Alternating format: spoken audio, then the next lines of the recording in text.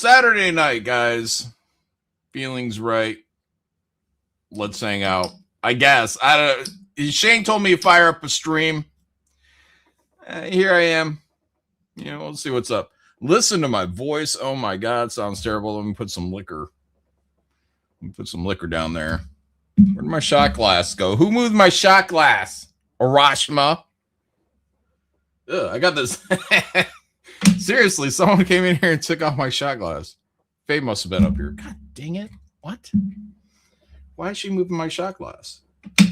Now I got this old, it's fucking dirty and shit. All right, maybe I'll have some water. I don't fucking know. No, here it is. Okay, thank God. I moved it because it's sitting right here in front of me. It's not much cleaner, by the way. But it has been used more recently. So let's just take a little shot. All right, here we go. Cheers, everybody. Happy Memorial Weekend. Hopefully you guys got your flags out there flying high. Bought a new flag today. Have to set it up.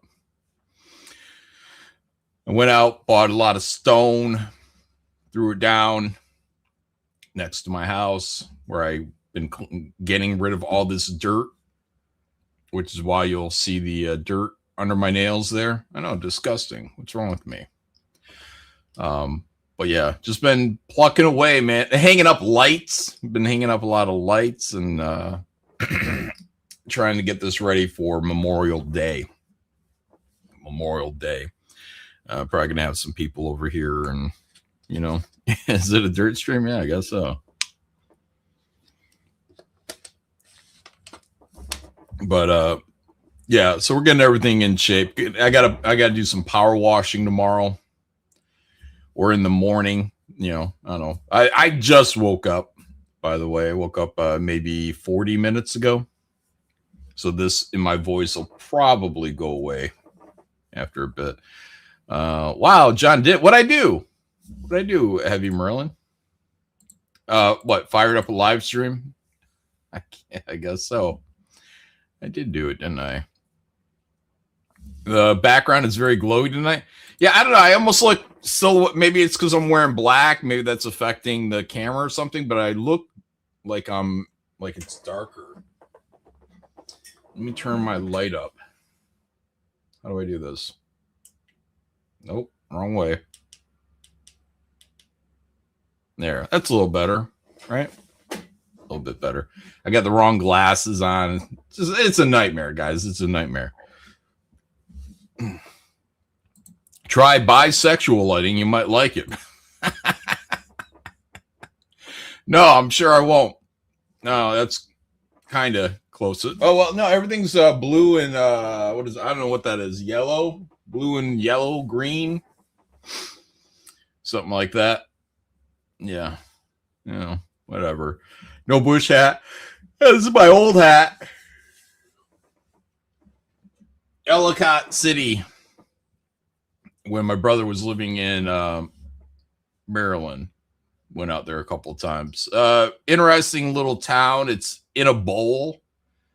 Like it's a small town stuffed into this bowl. So it's very compact. And it's not that small, actually, I guess. But most of it is going, well, I guess depending on your perspective, downhill. I guess uphill if you're going the other way. Let me see if I can find a picture of it. It's an interesting city. It's worth a visit. I guess they had a really bad flood there. Maybe they have fairly often. I don't know. But yeah, it's on a slant. Let's see. This is where I was walking around approximately.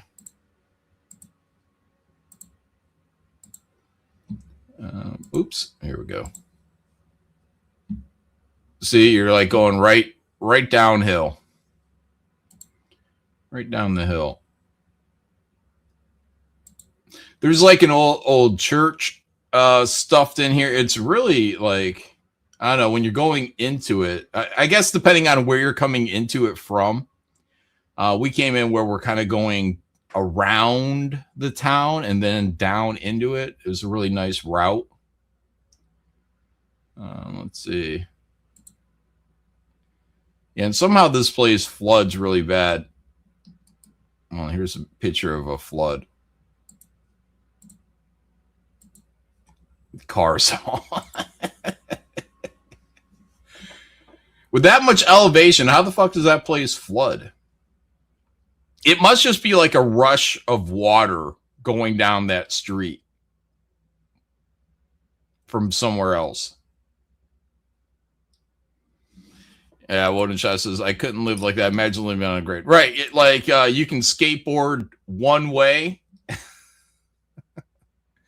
One way is really comfortable for your life. But then whenever you have to get back to the top, you got to walk that shit. You got to walk that shit. I guess, I don't know, it's probably good for your health. As long as you're not tumbling down that street. Anyways, it's a nice little tourist town. Ooh, look at this picture here.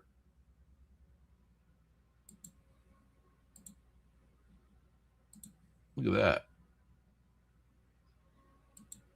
Mm-hmm. Yeah, so we all, what, samurai swords? There's a Indian store ran by an Indian lady out there. I was this close to buying. I've told the story. I said I was this close to buying like a chief kind of headdress, and I was going to wear it online. I should have done it, because if anybody gave me any shit, which I'm sure many would, and a lot of opportunists out there be like, oh man, look at this white guy wearing it, appropriating an Indian chief. And I could always be like, yeah, it was sold to me by an Indian. It was sold to me by an Indian. Yeah. Indian or Indian? No, an Indian lady. Like Feather, not Dot. Indian lady. I don't know what tribe. What kind of Indian? Where was she from? Ojibwe? Where is it? Ojibwa? Is she Ojibwa? Cherokee? Choctaw? So ignorant, John. Yeah, well, I don't know what she was, man. You know what I mean? A lot of feathers in that store. That's all I can tell you. Injun John. Yeah. You are tribal, coach. So old it became nations many. Oh, so old it became nations many. Oh, Blackfoot. Yeah. Feathers greater than Dots. I don't know. Are they? I don't know. What have the feathers done? I think that Dots at least didn't the Dots at least develop nuclear weapons? Did the feathers develop any nukes in the last I don't know, couple 100 years since we introduced them to technology? You know, beyond the spear and the arrow. Did they make nuclear weapons? They made nuclear tipped bow and arrows like fucking the Dukes of Hazzard, except they're nukes. John, are you going to see Obsession? I'm not sure. I don't even remember what it's about. I'm pretty sure we saw the trailer or something. I don't know, man. You know, I watched this show. I watched 2 episodes of this show. And it's not a recommend, by the way, but it's a little like Widow's Bay. I think it's either on Prime or Netflix. I think it's on Prime, but it's called The Burrows, and I kind of enjoyed it. Not a lot, but I enjoyed that. I got to see, well, and it was depressing. I got to see these actors that most of us knew when we were kids and familiar with when we were kids. And now they're old. What's happening, Shane Davis? Who's old? All the actors that we grew up with as kids. Oh, yeah. So I'm watching the show called, or I watched two. I had to give it 2 episodes to kind of like decide if I want to go any further with it, because it's not that great of a show. But I see these actors and I'm like, oh yeah, who is Alfred Molina? You know, Doc Ock, and he was in Indiana Jones, Raiders. Yeah. Alfred Molina's in here, and he plays an old man. Imagine that. But he does the best old man. He's the best old man. Like, I mean, well, he's his character is a jerk, but he doesn't have like everyone else has now apparently, which is like the denture slur going on, and you know, there's a lot of just weird things going on when they talk. Gina Davis is in here. Yeah, Gina Davis with frozen face. She smiled, whatever.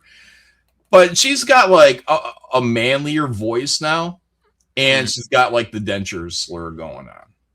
And I'm just like the way these old people are talking in here, it's off-putting. Bill Pullman, you know, gave the greatest speech of our time for Independence Day. Remember that? Oh yeah, he's in there. And I like Bill Pullman. I thought this was a movie. It's a show, TV show. Yeah, Bill Pullman's in it. I think I saw a trailer for this. I was like, oh, it's a bunch of old people I know. Yeah, they live in a town that's like what I guess. Was it Lost Highway? What David Lynch movie? Yeah, I think he was in Lost Highway. Highway, yeah.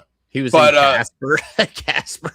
Oh, what was he? The dad? Yeah, he was the dad. Yeah, he used to. He was like the stand-in guy that would get the job when somebody else wouldn't do it. I can't remember who. Yeah, he was an adequate guy. But anyways, he gave the best speech of our lifetime in Independence Day.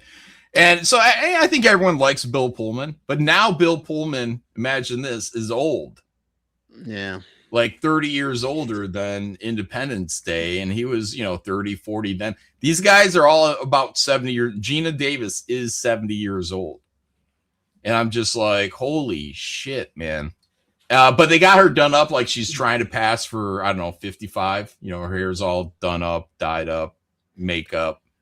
Some young guy in this show. And that's where I really started calling bullshit. This young guy, he's like, I don't know, Mexican or Puerto Rican or something like that. But he's like 35, 40. And he's really wanting to get with Gina Davis. And I'm just like, really? I mean, Gina Davis is back in her prime, sure, but I don't ever think Gina Davis was that hot even back in the prime. She wasn't like Cindy Crawford. She's like more realistic Cindy Crawford. I mean, like at the time, I never remember anybody saying like Gina Davis, I got to get some of that. Look good smile. I mean, what? She's not a porno. She's not a porno. No. But even back in the day, Gina Davis was like a poor man's Sigourney Weaver or something. Like there was something about her. Like she just was like a knockoff. Like if that bitch was too busy, then you got this bitch type thing. Like nobody. She was hot, Shane, and she had a moment, is what people are saying. In other words, they found her attractive, Shane. They found her attractive. Can you give her that? What movie? What fucking movie? A League of Their Own? I don't know. League of Their Own. Yeah. That's the only movie. The pirate movie, Thelma and Louise. I mean, those were her big claims to fame, I think, right? What'd she do? Just retire one day, or they just quit hiring her? Like, I don't know, man. Like, I think she's really smart. Isn't she like Mensa? I think she's like Mensa smart. Well, how's that? That's like the super high IQ club. Yeah, I'm in that club. Yeah. Huh. Oddly enough. Oh, yeah, The Fly. Yeah. Oh, shit. Yeah, thank you, Rogue Obi-Wan and Scott Cranage. I was looking around in the Mensa Club the other day, and I was like, you know who I don't see? I don't see Wodenshot. Where? What? In the Mensa Club. I thought about Wodenshot while I was watching the show, because they do a little Twin Peaky kind of type thing, and they're like, the owl is in the wall. I'm like, Wodenshot's in the wall? The owl is in the wall. Yeah. Anyways, they Alfred Molina moves into this town. It's like the Villages or whatever in Florida. Everyone gets around on golf carts. It's meant for old people only. Oh, look at Look at Kelsey. I'm tired of your shit. Shane always ducking out, you bitch. Afraid of my knife? Well, yeah, everyone is afraid of a knife. Kelsey? No, I don't fear your knife. You want a link in here, Kelsey? He said you're afraid your kung fu can't stand up to me. We'll send you a link, Kelsey, if you want in here. And it looks like Kelsey's got a little of that extra courage in him. Wonder why. Probably because it's not him. Do you not see the googly eyes on the avatar? Oh, is it not? Oh, okay. Yeah, retard. You thought that was Kelsey. Comics with an X. Oh, it's one of my mods. Oh, yes. Okay. Yeah, there's a wrench. Because I don't think Kelsey, maybe back in the day, Kelsey had a wrench, but I don't know if he still has a wrench. Anyways, they live in this old villages type town, and Alfred Molina is very unlikable. Very unlikable. But he's the only old guy that doesn't sound like he's 90. Like, he still sounds like Alfred Molina. There's no, like, denture slurring going on. He's talking very well. He seems like he's not trying to look young, but, you know, he's older. And whatever, I don't know. He pulls off old better than everybody else. So yeah, that's how I'm gonna pull it off when I get old. Yeah. That's how I'm gonna do it. And everybody's dying in this town. Oh, Dee Wallace was the intro lady too. Like she was kind of like Drew Barrymore in Scream. Like you bring in Dee Wallace just so you can kill her off in the first 10 minutes. And you're like, oh, look, it's Dee Wallace. All right, what's this show about? Like I just saw the trailer. I'm not telling anybody to go out there and watch it. I'm saying I kind of suffered through the first episode. I watched the second episode just to kind of give it a fair shot, and maybe I'll keep going to the third. You're still it's bittersweet to watch everybody get that old. Oh my god! Can you just tell me what genre is it? Like, what is the fucking show about? It's old people genre, Shane. It's like Golden Girls. Is it not got a supernatural thing to it, or am I no? Yeah, there's an alien or something there, and it's killing people. Thank you. All right, thank you. Yeah, but there's not a lot of it. Like, yeah, it's kind of like there's a stray dog in the neighborhood. First episode, you're like, oh, I guess there's an alien in here. You know, I think they're alluding because this is out the old folks' place is like out in the desert, so I think they're kind of doing like an Area 51 thing. They might be next to Area 51 for all I fucking know. But anyways. What are you up to? Going over some color notes and shit. Trying to get the art files done for the book. Gonna go into lettering. Not lettering. Well, dialoguing than lettering this week also. Shane, why were you so excited? And you're like, John, fire up a stream. Like, what was going on over there? Nothing. I just got over there, and then he's like, I gotta shut this down. Why don't you do a stream? And it's like, well, I just did a stream earlier because I had Von Class on because his campaign's closing tonight. Oh. So I had Von on, and let me see what else. Then I was like, well, John's there, so John should do a stream. John's where? You were in the chat. Oh, when I showed, yeah. Yeah, just got up, Shane. And then you're like, fire up a stream. And I'm like, okay. I guess. Widow's Bay. The Burrows is not Widow's Bay, let me tell you that. Widow's Bay, we got a 2-episode drop coming this week. I'm excited for it, Shane. Shane, are you excited for your new favorite TV show that I recommended? Sure.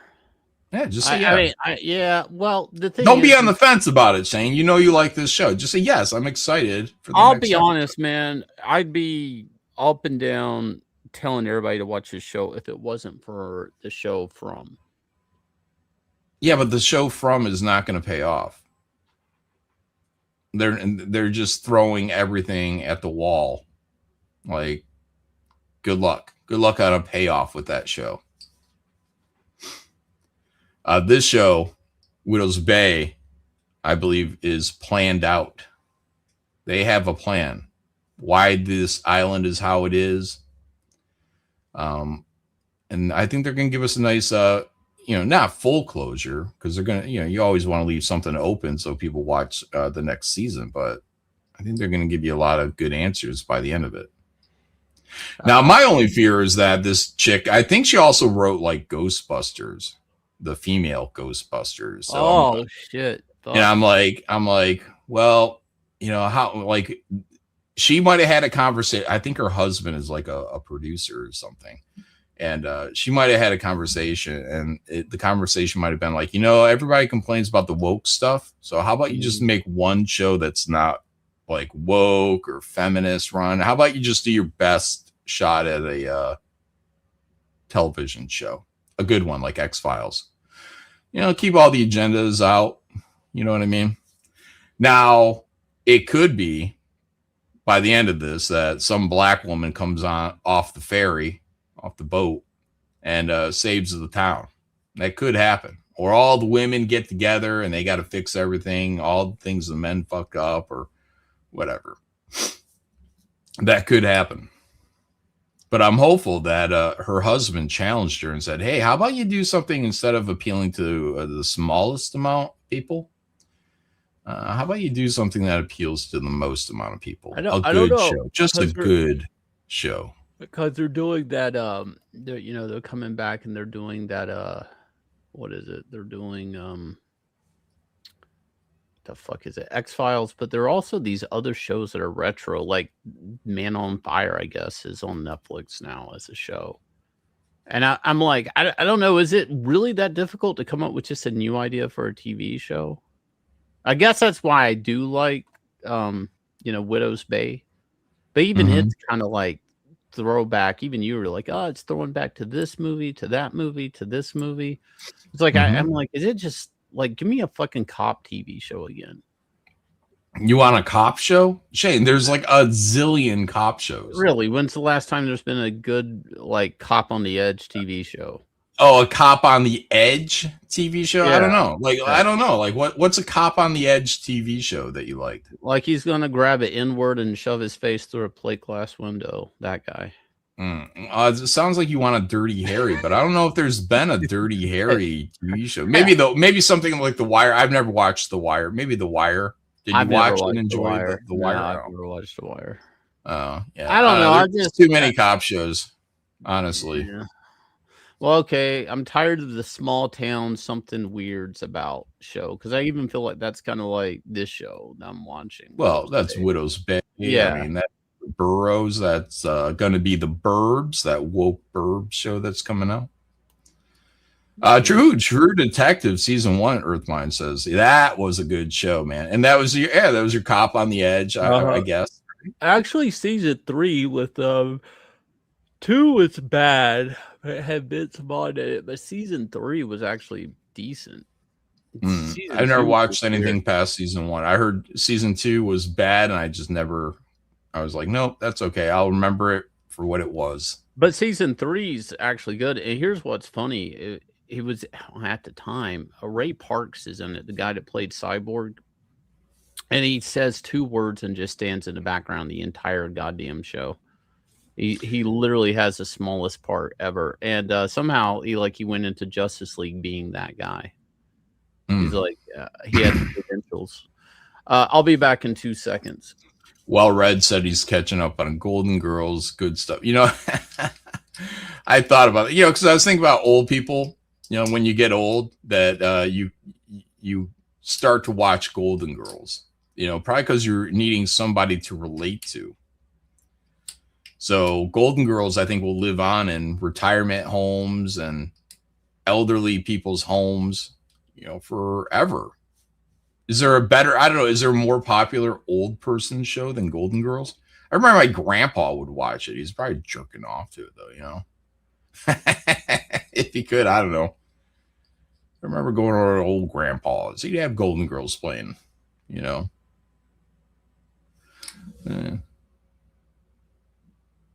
Anyways, the Burroughs guys, I don't know. Am I recommending it? I don't know. right now it's a 4 out of 10. But it is interesting to see all these people that you knew when they were young. Now they're old. And then somehow it made me feel young. I'm like, oh, okay, well, these guys are all still alive and well. And I knew of them when I was a kid. So I probably got, I don't know, another 30 years if I played my cards right. My blackjack cards. Ow. Look at that. I turned $1,000 into it. Well, actually, I turned it into about 1,700. I don't know if I told you guys the blackjack story yet. Did I? How I was just kicking ass. Did I tell you about how I was kicking ass? Did I give you the details? I split twos on an ace. Split twos on an ace, guys. And I beat it. And I had like 2 doublings in there. And I beat it. I beat the dealer. And I couldn't stop. And like, it was like I pulled up with a wheelbarrow and they're just pouring money and I can't even catch it all. You know, I mean, I'm all over the fucking place. I'm confused by how much and how easily I'm winning. And I'm spinning around. My chips went from like nicely neat stacked. You know, I got all my green chips and stacks of 4 and a nice little line. And then it's like by the end of it, the piles are getting sloppier and it's a mess. It's like in that Dawn of the Dead movie where the guy holds up the signs and then he turns into a zombie and then it's just a bunch of gibberish on the sign. It was a great moment in film, by the way. Anyways, that's how I was. And I was still winning. When I left the table, I was still winning. I could have made more money potentially. It was incredible. It was incredible. The money just came so fast. And it also started with a great kind of, we were talking about that with these movies like It, whatever, you know, like in Widow's Bay, it starts with like this great kind of event. You know, in those shows, you know, it's like a catastrophe. It's like a catastrophe. Widow's Bay, it's the earthquake. And The Fog, it's the earthquake and the town getting all crazy in the middle of the night. That kind of ushers in all the shit, you know. That's what happened at the table. So when I first sat down, this guy he had about a third of a shoe left. And I'm like, I'm like, well, I can just wait this out, whatever, you know. And he's like, well, if you hop in, man, I got to tell you, it's a bad shoe. I'm like, oh, okay. All right. Well, you know, I'm like, I can hop in if you want, you know, maybe he shakes it up. He's like, if you want, man, but it's a bad shoe. I'm like, okay. All right. So I just wait it out. I get a beer, you know, order a beer while I'm waiting. He eventually finishes the shoe and he didn't do too bad. And I think he stayed about even from when I sat down there. I got my beer. Me and him are playing the new shoe. And at some point during that new shoe, he's losing. And he's like, I'm going to color up. I'm going to get out of here. And I'm like, oh, man, that sucks. Because I actually picked that table because I wanted a buddy. You know, I'm like, I want somebody to keep this thing to slow it down. Because I'm there. Time did I get there? I got there about 10 in the morning. And I'm like, I need somebody at a table to just slow the pace down a little bit. Because if it's just me, it's going to be rapid fire. And it's just everything's going to happen so quick. I'm going to be broke, you know?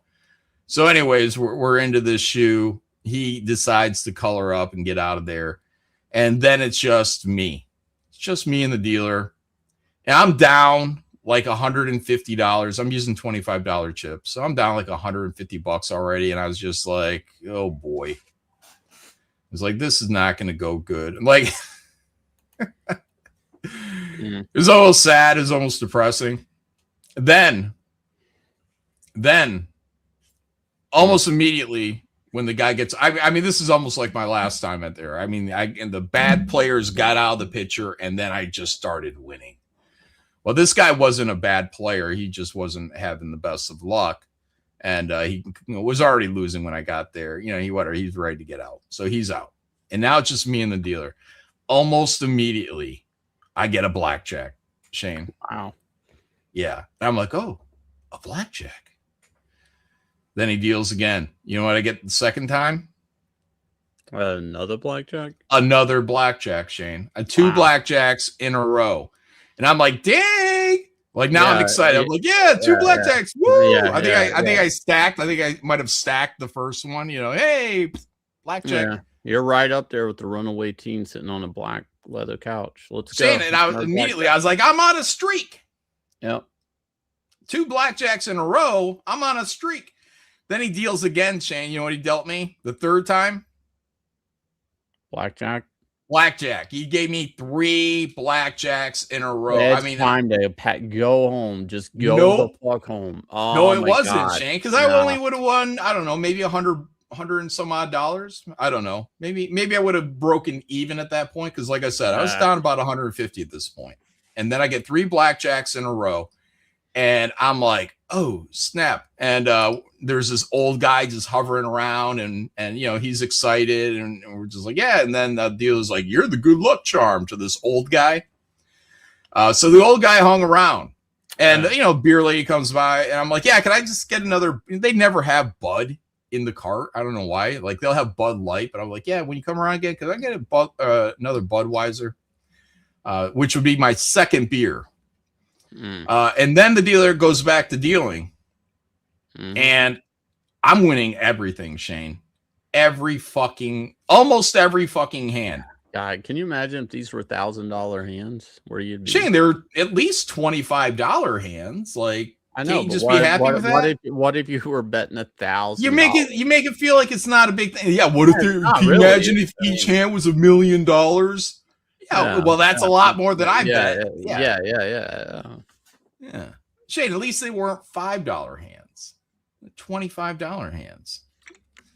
Anyway, so I am just kicking ass.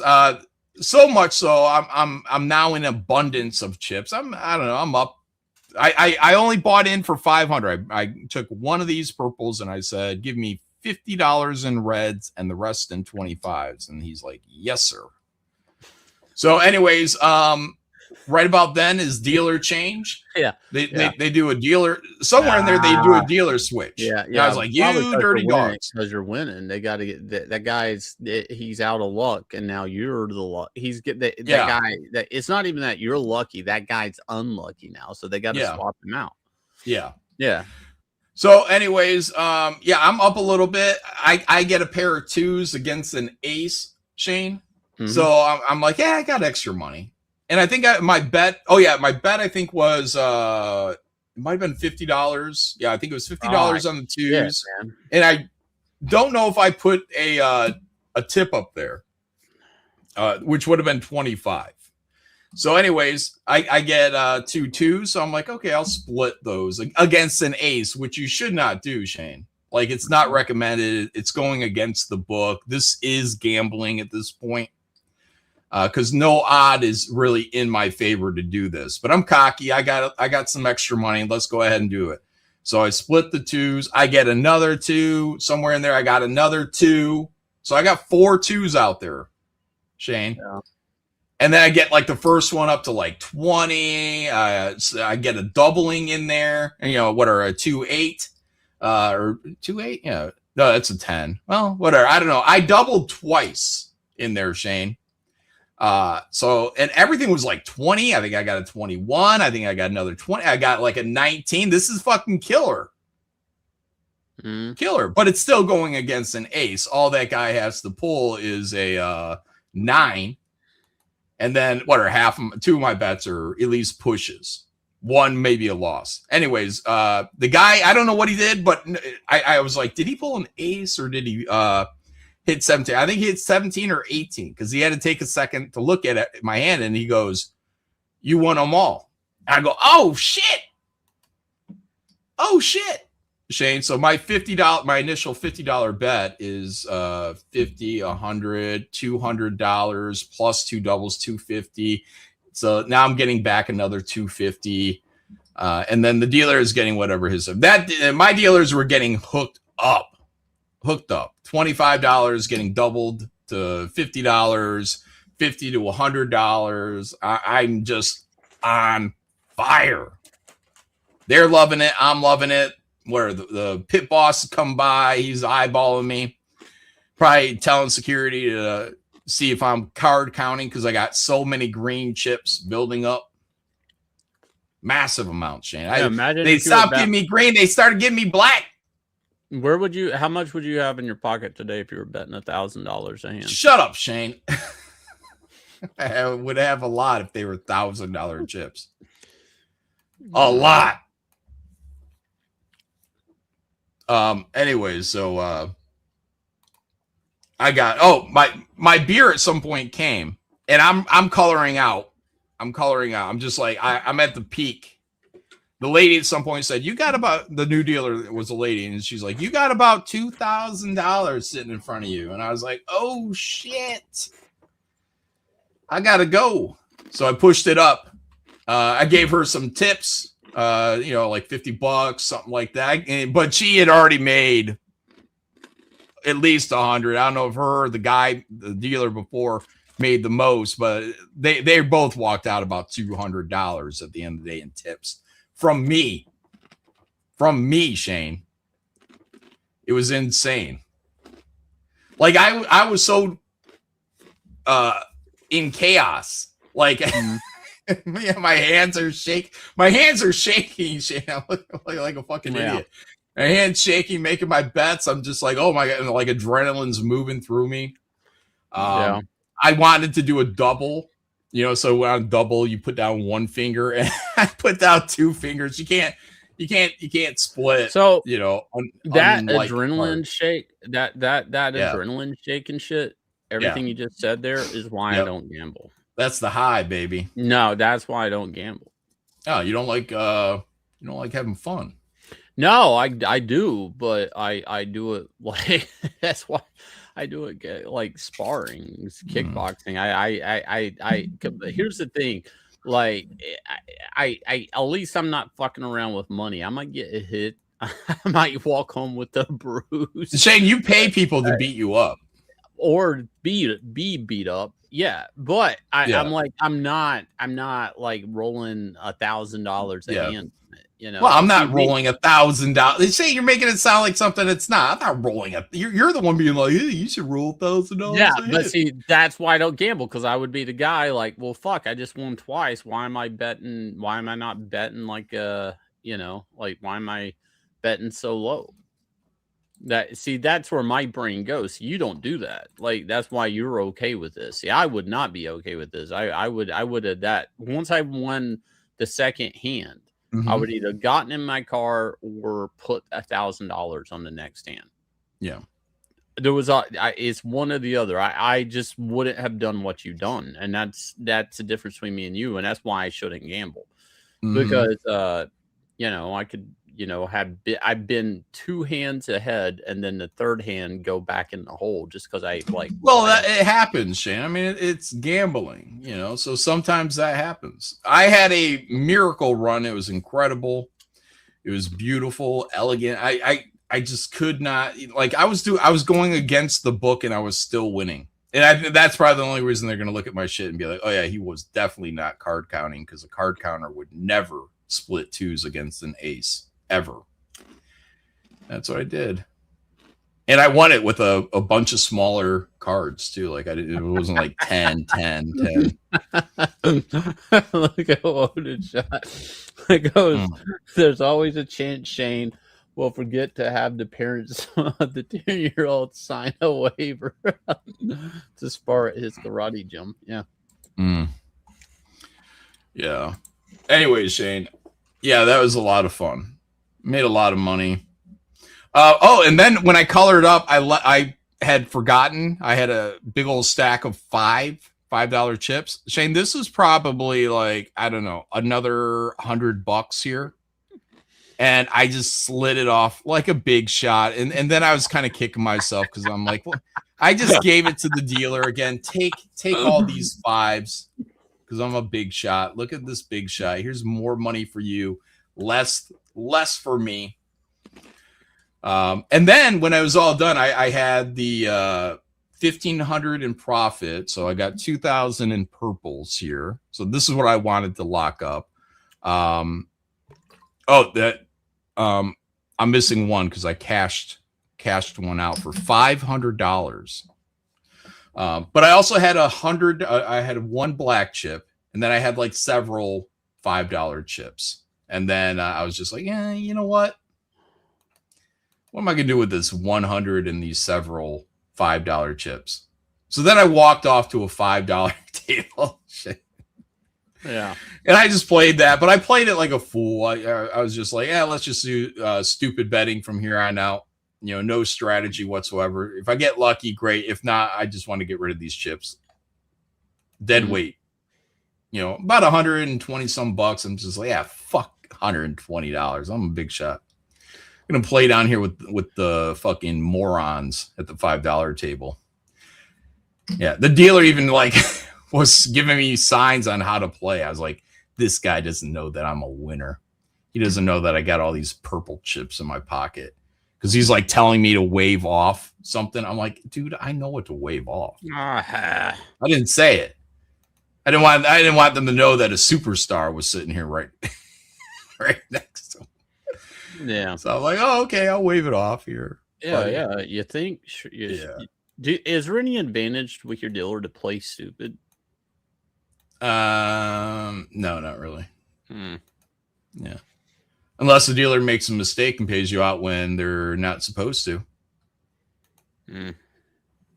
I told you about that black. I was at a casino and sitting next to this black chick, and I believe it was a push, so I tied with the dealer, so I wouldn't have gotten a payout. But right after he finished, I was in like the number 5 chair, and then the number 6 guy was done. And then right after his play was done, the black girl who was in the number, or he was in the, there's only 5 at these tables. So he was in the black, I was in number 5, I was in number 4, and the black girl's in number 3. And right after the black guy won, she goes, table win. And just like that, the fucking dealer went and paid everybody out, Shane, myself included. And so, that was a dumb mistake on the dealer's part. And I was like, thank you for that payout. Yeah, it wasn't a lot. It was like, I don't know, $15 probably. Wasn't like it is now, Shane, with these 500s. Can you imagine if I build my bankroll up so high that I just start using $500 chips, Shane? It's not your $1,000 chip, but it's still half of that.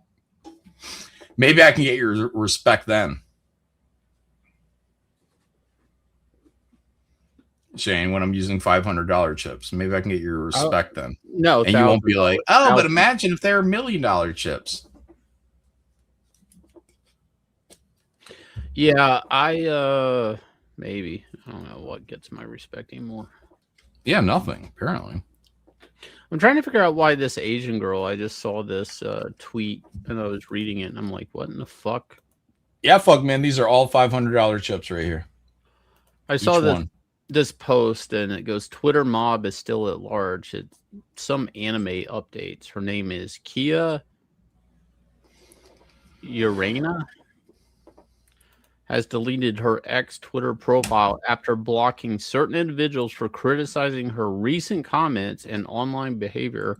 Her account appears to have been deactivated. This comes just hours after Gotchkuta won 3 awards earlier today. What the fuck is this? What? I don't even know what this is.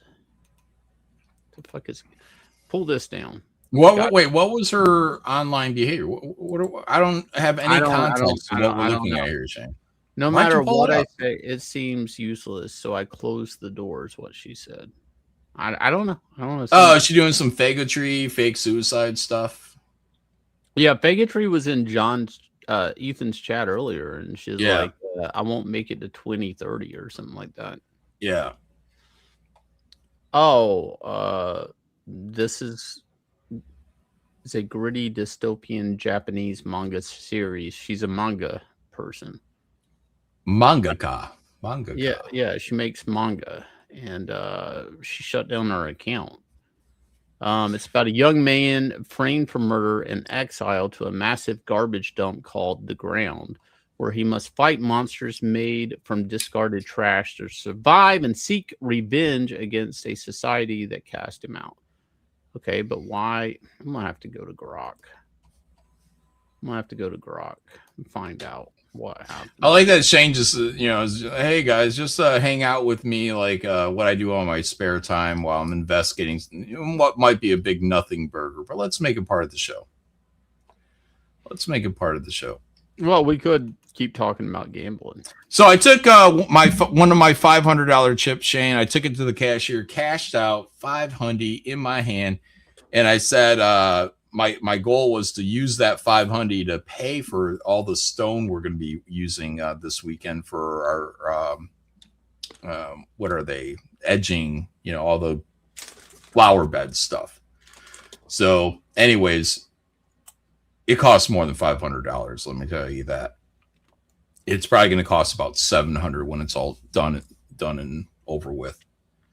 But I use it so Faye, if she's like, I don't like you going to gamble. If that comes up, then I can be like, you know what gambling did? It paid for all that stone. It paid for all that stone that you enjoy every day now. That's what gambling did. Paid for that stone, woman. So anyways, I told her that too. I think somewhere inside she appreciated it, that I was going to use it against her. Yeah, 500 is 500, right, Blur? Yeah. So I paid for that with my winnings. Shane. I'd like to go back there, win some more. Took her out to eat, Technically on my card, though, but might as well be for my winnings. Anyways, I've been very generous these last 2 days with all my newfound wealth and power. And everyone's better for it, I think. So, not that anybody cares, but this is kind of interesting. So, people were saying her characters were trans or gay, and she pushed back against it, and then she got mobbed by people. What, they weren't? What do you mean she pushed back? They weren't gay or trans? Not gay or trans. It's hard to tell with these anime things because all the guys look like girls and girls look like guys anyways. Yeah. That's the appeal, I think. People were pushing headcanons that her characters were trans and gay, etc., which she apparently did not agree with or engage with the way they wanted. So she pushed back on it, and then she ended up in a bunch of online fights, and she just shut down her account. Oh, no. We got to help this mangaka Asian girl. I don't give a fuck. I don't give. Maybe her dream project is about some femboys wandering the woods. Monsters. Well, look, we can sell that around here. Yeah. John. Yeah. We have. That was a pretty feminine book, though. Yeah. It's weird, man, because the more people go and read manga, it's like you're going to pick up these SJWs we've all been dealing with. And it's funny because the Asians ain't got no time for that shit. Mm-hmm. They're like, Asians are, majority of them are conservative. So, yeah. Now, this girl that ended her Twitter account, whatever, where is she from? I'm going to pretend she's Japanese, but that might not be true. I mean, is she living it? Is she born and raised in Japan, or is she American?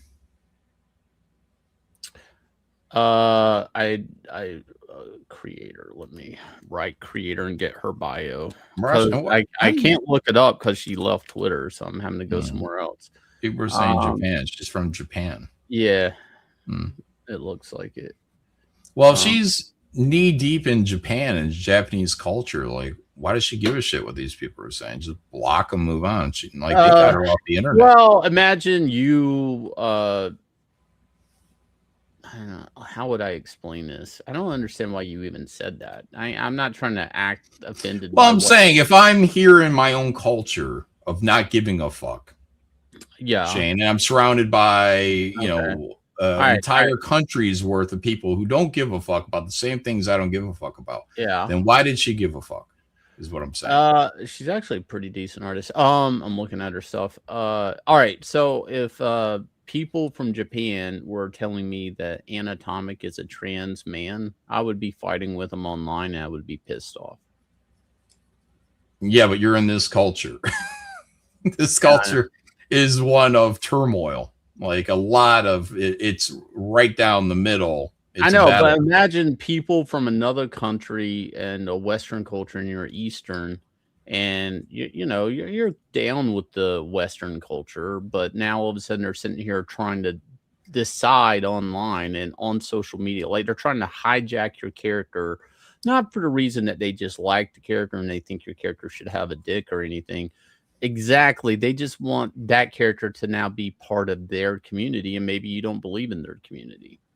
Maybe you're offended that they're trying to change the gender of your character. Yeah, but I mean, people are probably politely all the time. Yeah, but it probably politely turned into a correction, and then a push becomes a shove, and then before you know it, you're fighting, and it'll go, what? Are you phobic? Is that why you won't let you convince me, Shane? Let's help this girl. I'm not saying help. She's gone. I can't help her. She needs our help. The Japanese are going to leave her out there to rot. Let's put our time and energy into her. She's already gone. She's already gone. I can't help her. I'm going. Oh no! One less mangaka. One less mangaka. Yeah. Oh no! I don't. It's interesting that this is what people are doing though. They're trying to, because they did it with what Zelda. They were trying to get Zelda to be a trans character. Like, I mean, this is what they're doing now. They're going after, because Marvel and DC already went through all the big superheroes and either gave them a gay version of every character. So now they got they gotta conquer a new mountain. They need something new. So they're going to other edges of pop culture and trying to claim scalps there, I guess. I don't know. I saw a new trailer for Supergirl. Actually, it has Superman in it. It didn't look great. It didn't look great. Did you see it? No. Go pull it up. If you haven't watched it. I think it came out today. I saw it today. Shane, you already told me it doesn't look great. It looks about the same as the other trailers. Like they don't. You can barely tell a difference. That's basically what I'm saying. Okay. It just shows 1 day ago. Galaxy must be defended. Trailer. Yeah. All right. There you go. Am I sharing? No, I'm not. All right. Supergirl. Galaxy must be defended. Trailer. 1 day old. New 2023. The brigands. Oh, look at that dungeon. What the fuck, dude? Yeah, man. I don't know what's the point of having like aliens in another planet, another universe, just look like they came out of Mad Max. I just don't get it. The mask at least makes him look creepy. He looked kind of stupid, but when like in the other ones, people are like, "Oh, that's your big bad guy." Like him wearing a mask now makes him a little bit better. Now in the comic, he was just some ginger and red beard or something like that. I don't know. Yeah. But now he actually, and Dungeoneer, yeah, but he also looks kind of freaky. So that's good. Maybe it's going to scare people a little bit. The brigands brought destruction to every corner of the universe. The galaxy must be defended. Too much girl power there. Yeah, did you see that? Go back on that. There was like 3 different women of color, alien color. Yeah. But all this stuff I was digging. I was like, oh, look at all the vehicles coming out. Fucking Supergirl rising up here. Isn't that what they did in Superman, though? Didn't he rise up almost exactly like that, and then Leigh was driving away? And he catches the building or something. Yeah, I know he drops the building. The lady. Yeah, I think it was right after that. Yeah. Okay, yeah. Galaxy must be defended. Yeah, look at these fucking bitches, dude. Come on. Now it's starting to look like fucking Rose Tico's squad. Go back one more bit where her eyes light up. This is where I have a problem. she's got that resting bitch face, and then her eyes light up. Like, she's not even angry. She's got that resting bitch apathy look, and then here comes the heat vision. Shane, I gotta tell you, I thought that was intense when I saw it. I'm like, okay, that looks, and then I saw this, and I'm like, what the fuck? No, man, no. That's when women are really like getting ready to get catty, they don't, their brows don't lock up or anything. They get this apathy look, and their eyes widen like a goddamn cat. And I don't know, man. I'm just like, that's a bitch. I'm like, that's such a bitch. Shane, she looks like a girl that or a person, whatever, that's been pushed too fucking far. Like, that's what the first 5 seconds of this trailer do. Oh, where are we at? 10? Look, Walter Shot's even agreeing with me when he's. Oh, Walter Shot's wrong. No, he goes, yeah. This trailer goes bad right at the 10-second mark when we see these three bitches here. Now, to be fair, these three bitches probably have nothing to do with this movie outside of maybe a 2-minute scene. Oh, no. Because it's on the space bus, and in the book, Shane, she keeps having these little moments with people on this space bus. So different people, different times. All right. What is here are 3 women of color. One's Caucasian, probably a lesbian. The other one's Asian, and that looks like a black chick all the way on the left. Mm-hmm. Dude, this is framed and manufactured and choreographed lesbian bullshit, man. Yeah, Shane, I'm right when I saw this, I hated it. I'm like, what the fuck are you doing? Like, we don't need the fucking girl squad showing up here, and they all look like shit. By the way, they got fucking, I don't know, boils and zombies, Frankenstein shit going on. They all look like shit. And honestly, maybe they'll be funny, maybe they'll be interesting. I don't believe they're going to be in the movie for more than a couple of minutes. I can't. Let me tell you what I saw at Walt. We did grocery shopping. Terry's in the car, and I'm backing out. I'm like, I hit the brakes, and Yazi's like, "What?" And I'm like, "Why is that girl with this other guy?" This girl had, like, I'm talking like lime green skin, like her face. I mean, obviously this was body paint, but I'm like, it's not Halloween. Like, what the fuck is this bitch? Yeah. And she identifies as a lizard, Shane. Her other 2 friends are normal. And she literally looked like she could have came off the set of this. I'm not even making this up. And I'm like, is this a thing? I'm like, is this just like, oh, I'm gonna go hang out with my friends today. Let me cosplay. I'm gonna put body paint on, and I'm gonna, like, kids aren't dyeing their hair anymore. They're just like putting body paint on. Like, I was like, the whole day I've been like, there's no fucking convention. There's no holiday. There's no reason that why did this person have green skin today? Mm-hmm.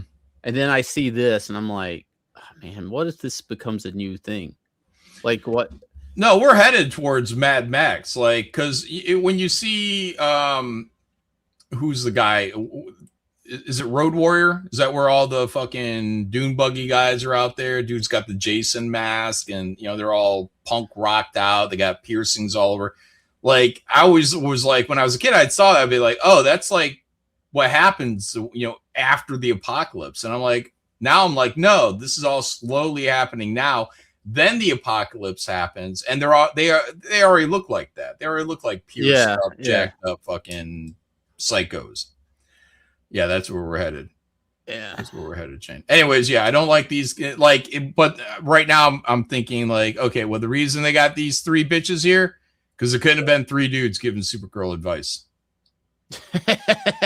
You know what I mean? Can't have no man telling Supergirl what to do. Look, man, I'm gonna give you credit. I'm gonna give you credit on that excuse. No, I mean, I don't like you. You're sweeping. That was ultra sweet. Shane, I'm not sweeping at all. I'm telling you exactly. I'm telling you the woke mindset. I'm not sweeping. Jay, you're misreading me. I'm telling you that these are bad things, and that's the mentality. I'm telling you, these are bad things. These aren't good things. All right. Must be defended.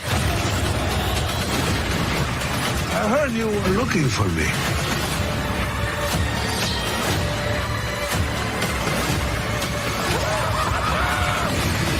have been formally introduced. Supergirl, only in theaters June 26th. Wait, why is why is that 30 seconds and there's 3 minutes left? They're probably putting them all, but there's one that actually has Kal-El in it. He was in there. No, he gives her the costume and says, like, we have to wear bright colors so they know we're the good guys. Oh, that's great. I don't know where that trailer's at. I saw it today. Is that it didn't pop up when you searched? No, this said 1 day ago. This trailer. I don't think I bookmarked it. I'm gonna look at my bookmarks, but it's specific to him being in the movie. Like, he actually has like 2 parts of the trailer. Because I didn't bookmark it. But let me tell you what I do like about that trailer, though, is they finally got rid of the 80s music and they actually put in some scoring, some orchestra type shit. Yeah. The new thing I talked about, they had the same song in it. One of the 80s songs? Yeah, it was. Yeah. Oh, yeah. I don't know. Supergirl, the galaxy must be defended. That's not what you played? One day ago. It's literally the Galaxy Must Be Defended trailer, new 2026. That's literally what I just played. I'll play it again. I'm going to play it again. I'm going to keep your ear out. I want to see if that music stays up or if I miss something. Let's see. The brigands brought destruction to every corner of the universe. The galaxy must be defended. I heard you were looking for me.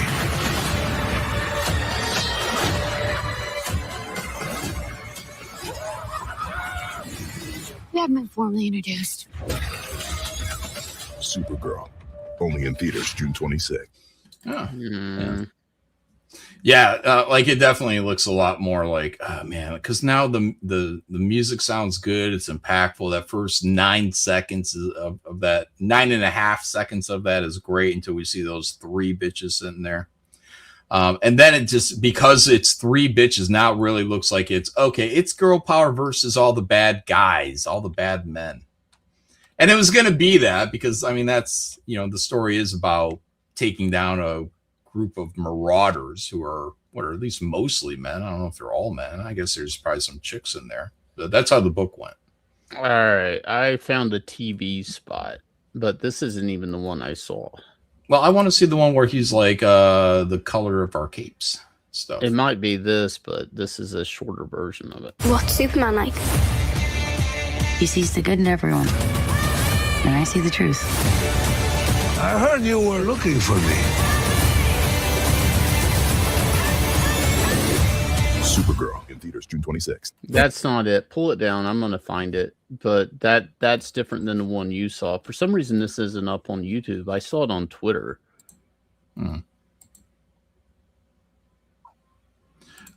All right. So Tara says, John, this is a passing the mantle movie. Supergirl is going to give her powers to those 3 bitches. You could be right in a way, Rashma, in that she could empower those 3 bitches, and we see them back at the end of the movie, and now they're kicking what's his name, Krem's butt with Supergirl. Now it's our turn to get a punch in this man's face. It was always going to be a punch in the man's face, though. Just FYI. Alcock. Her name is Alcock. Let me look at some super chats here. Make sure I'm taking care of you guys. Eric Winberg gifted a membership. Thank you for that, Eric. Last Tuesday, which is that this Tuesday? It is this Tuesday. Members only stream, guys. I don't even know what I'm going to read. I'm going to have to go to a comic shop. I think I'm going to go to a comic shop and find a comic. I should find that Spider-Man comic where I really appreciated the lettering. Maybe I'll do that. Guys, this Tuesday, 9 p.m. Eastern time, we're going to have a members only review stream. Topic, ? I thought we had another week. And I'm like, wait, that doesn't make sense. This is like Memorial Weekend and everything's all buttoning. Yeah. All right. Anyways, we're going to get that, guys. Be there Tuesday. Serious Cat 5042. Wait, why is a pic of my hometown up on the screen? Oh, do you live in Ellicott City? Because I'm wearing a hat and I was explaining the hat. If that's where you're from. All right, I found it. Armagod Buck 99. Why is Kelsey bugging out on Shane Meister? Oh, it's fake Kelsey. No, he is on Twitter. Oh yeah. You guys are like you're this and you're that. I'm honestly, I'm fucking with him, but yeah, he's evidently really butthurt. Yeah, we'll talk about it after we pull this up. All right. Well, let me get through a couple super chats, Shane. All please. Right. Matthew Rumor for 5. I can pop on if you want. Throw me the link. We'll see. Glass Machine for 5. Shane Davis is like, I don't gamble. Then tells a story about nutting in some trailer trash. Bro was risking 18 years of child support. Yeah, I told that story once. It's I'm not proud. Yeah. Sounds like you're proud. Paranoid Android for 2. John Malin as the gambler. 421 Spaceman is a new member. All right. Thank you for that, 421 Spaceman. Join us Tuesday night. Barb Rogers gifted 5 Malin memberships. Thank you for that, Barb. Comics Exposed for 5. John, I finished The Burrows. It was pretty good. Had a great start to it for me. Molina was great casting, and the ending was charming and touching. Yeah, a little bit of charm, a little bit, I don't know, a lot of sympathy. Again, I'm watching, I'm like, I like these guys when they were young. Now they're old, and they're looking at the end of their lives, and a lot of ways. So I am. Look at the end of my life. I'm like, oh shit. I'm gonna have to go out with a bang. That's what I keep telling myself, Shane. Like, John, why don't you go out with a bang?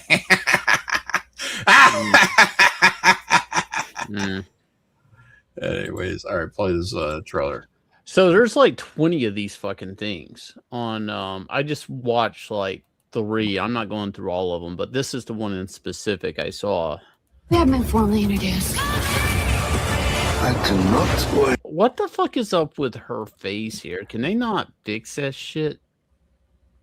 Yeah. Like, I thought people were just memeing on it, like they were fucking with it, but it's like at some point they should fix this shit.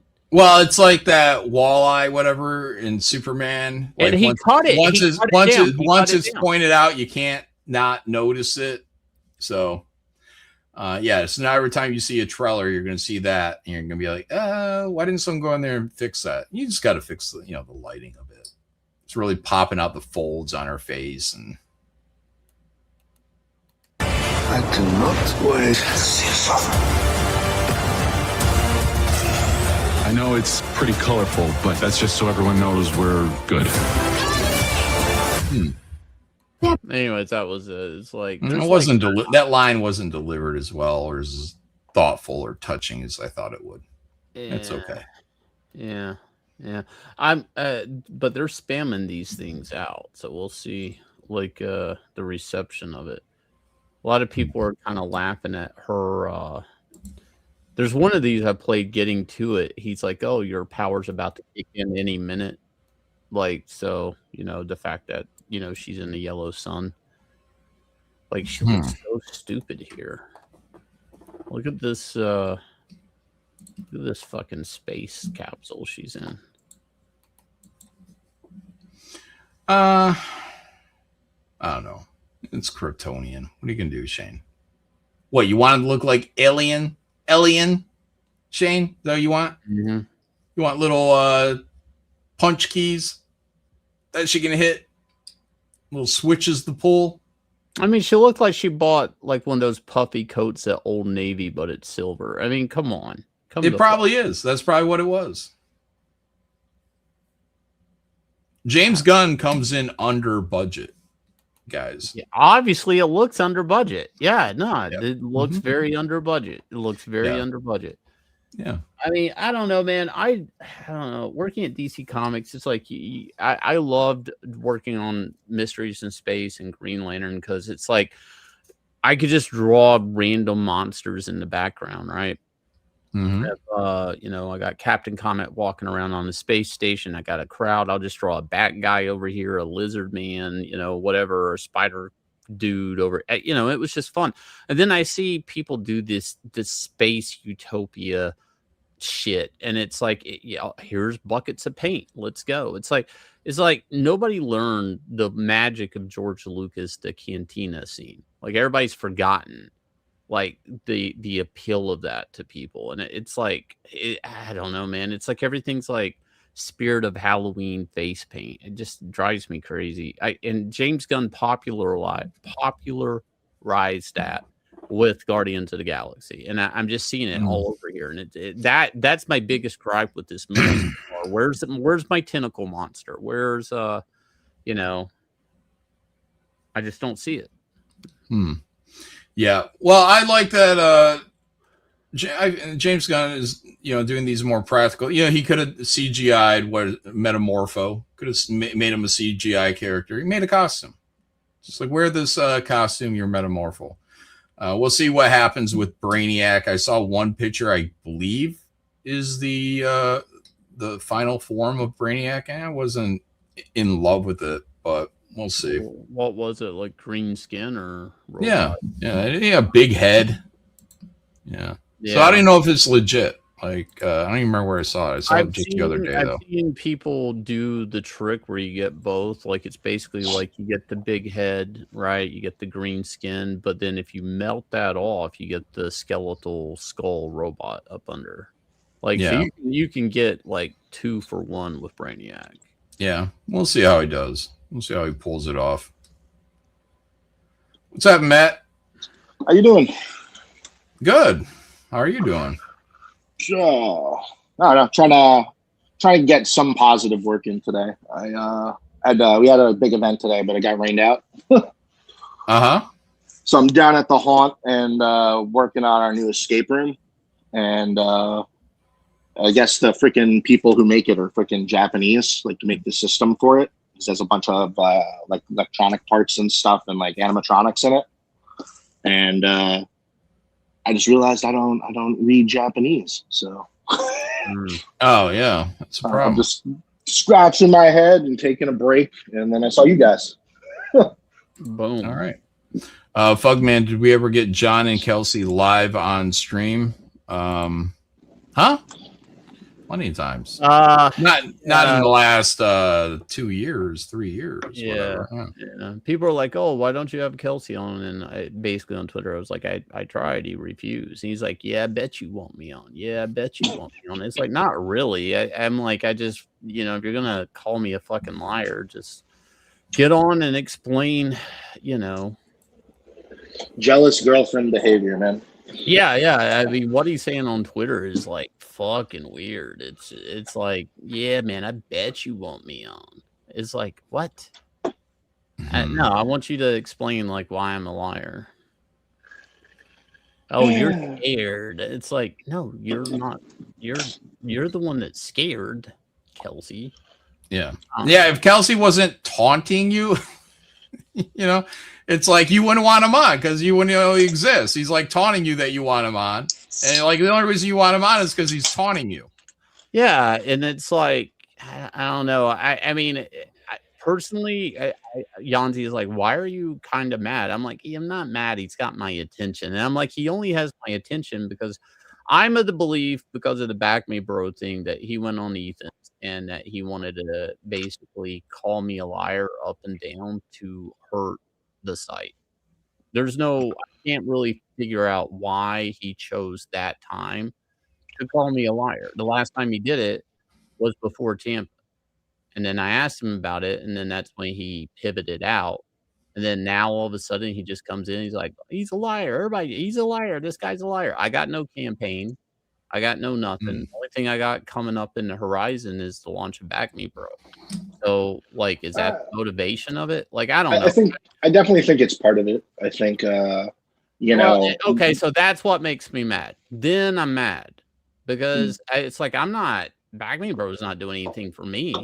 I mean, maybe it'll be profitable, maybe it won't, but like, it's not like it's not my thing. I mean, it's for everybody else, and then Yeah, that's it's like a service for the space. yeah. But so then that's what pisses me off if that's the case, and I don't know. Maybe I'm overthinking it, but I can't. The timing of it's just really odd, Yeah, well, it's like you're not.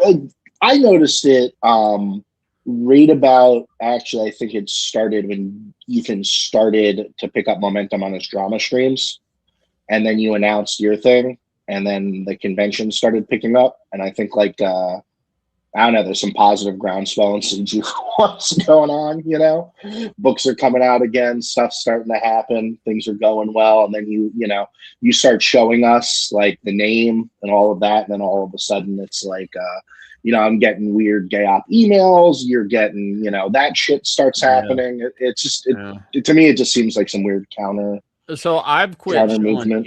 I've quit showing anything on Back Me Bro. Like, we have the new logo, we have some background stuff happening on what the layout looks like on the back end for the user and the creator. I'm just not showing any of it publicly because I just don't feel like dealing with the bullshit. It's time consuming. It's just gonna launch and it'll be there, and here you guys go. Because every little thing, everybody's digging through it. Everybody's for the trolls, for the gotchas, for the LOLs, whatever. It's just like such fucking time drain. Man. Time drain. And then here comes Kelsey. It's a lie. The guy over here lies. I'm like, what the fuck, dude? All right, come on. I said, come on stream and talk it out. He's like, no, man, good luck. I tried before in the past. I'm like, what? Well, that was such a strange stream to me, because I always felt like, at least maybe I'm misremembering from the past, but I always felt like the biggest beef out of CG's people was like him and John and everything from that one stream back when. Yeah. And then it's like you, and I'm like, oh, no, okay. I know it doesn't even make sense. And then he reverts out. Oh, I tried to talk about it in the past. It's like, talk about what? I'm asking, why am I a fucking liar? Explain that, and you can ask me anything, and I'll deal with anything you throw at me. No, can't do it. And then he's like, oh, you really want me on? It's like, no, I actually want you to explain your fucking self. I don't want you on. I mean, it doesn't really. I'm not sitting around like, oh my god, I wish Kelsey was here. No, I'm like you guys in the chat might be like that, but not me. I mean, to me, I'm just like, I'm kind of in agreement with John. Kelsey just wants to be wanted. He wants people like, where's Kelsey? You to want me. Yeah, it's such a weird scenario because his art's so good, and like I feel like in this space, no one still gets talked about in terms of, man, like I want to see a book from that guy, and then he has the Scribbles didn't come out, and then like he could succeed. He could, like, all he has to do is like put pen to paper and make a good book with a decent story, and I'm sure it would have gotten he'd be rolling in some money too. But it just seems like, I don't know, it's like so weird, the vitriol he has, and it really does seem like at least to me, and again, I could be wrong, I could be reading it wrong, but it really does seem like some like scorned like ex-girlfriend like jealousy stuff. And I don't know, man. I don't know what it is. I really don't. Like, I've had very little interactions with Kelsey that weren't online. Maybe a few back and forth conversations, and then one day I was like, all right, yeah, I'm done, you're done, that's it. And then one day he comes around, hey, he's a liar, that guy's a liar, that guy, he's always lying. Like, all right. Whatever, dude. I don't really care. I woke up today and was like, I think I'm going to kick fucking Kelsey in the balls. Yeah, they can't let that shit get to you. Freaking move past yeah, but I was like, I just think I'm going to kick him in the balls today and see what shakes out. I was like, let's just see what shakes out. Like, but that's it. I don't care. But that's what the super chat was about. Cool. What's going on with you, Matt? Like, how's the con stuff going? It's going good. I was actually talking, strangely enough, to Mike Wheeler of all people today. Wow. But yeah, no, I have a bunch of conventions I have to get out to in like the upcoming weeks. I'm just trying to plot how I can, what events I can take off from and delegate to other people so I can go down there. Obviously, like I said, I'm going to be out at HeroCon. I got Garden State Comic Fest. There's like a couple in New York coming up, and then there's one in Florida I'm thinking about maybe driving down for. I haven't been back to Florida, and I have to. From when my grandfather passed, we still have a couple things left in storage. I still have to get out from down there so I can stop paying the storage fees. So it's like maybe I can go down, drive, and back up. But yeah, that's kind of what I'm doing. I had a meeting with my website guy at like I went on Dark Gift, like a Dark Gift stream earlier, and right before that, I was talking to my internet guy for my website because I wanted to get it up by next week. And how are the slums getting by these days? I don't know, man. I really just interacted because of all the crap with Liam. I just wanted, like, it was just like I didn't really. I don't know, man. Liam's a nice guy, and it just, like, okay, I'm gonna have to bring this guy out. I'm gonna interact with him, and then as I'm interacting with him, it's like these streams just keep ramping up and going fucking wild. And, I'm like, obviously I'm a person and I don't really know what's fully going on. And so I'm like, all right, I ask questions, and then the answer to my questions are like astronomical, like they're after my family and everyone and everything. And my water supply's been poisoned. And I'm like, who, what, where? Wait, really? Did he say anything about drones? No, I don't, not yet. At least not when I've been on. But, so. Don't tell him. That might be our fault when that happens. No, this is listen. Hang on. Nobody tell him. I want him to be surprised when they show up. But so I'm getting like half answers, and then I'm like on a stream and he's talking about like Dark Gift and Cynic and that, and I'm like, well, I'm in Katie Did's room, and every now and then some people will post. So I'm like, hey, can I like hop on a stream or just ask you some questions about the situation and how this all got like this from your guys' side? And for whatever reason it is, all of them kind of all started saying they were friends with Liam, and then they all kind of said like lies and crazy shit would happen, and eventually it would just keep spiraling and doubling down. So that happened. And then I originally asked Dark Gift because he was the one that Liam was like directly fighting with at the moment on the last stream I was on him with. Sorry, I just butchered my own words, but you get the gist. And like he just got back to me like literally yesterday. He's like, "Do you want to come on stream?" And I'm like, "I guess so." But yeah, I don't know. I'm over it, past it. Shouldn't hopefully affect me in any way moving forward. I've kind of heard both sides. It is what it is. Wait, they're stalking kids now? What? What?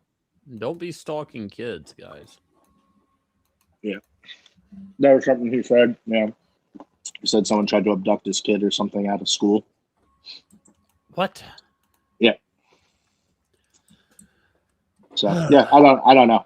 When I was on the stream with him, I was like trying to ask him, and he was saying it had something to do going way back to JDA, and I shouldn't laugh at that. That's just, it was just like, I'm just like, whoa, what the fuck did I walk into? What is these motherfuckers? Yeah. We got to stop them. It's all going to come clean for the fans fest. It's all going to come clean, man. It's all like healing moment of revelation. Boom, boom, boom. You know what I started watching again, John, is The Wailing.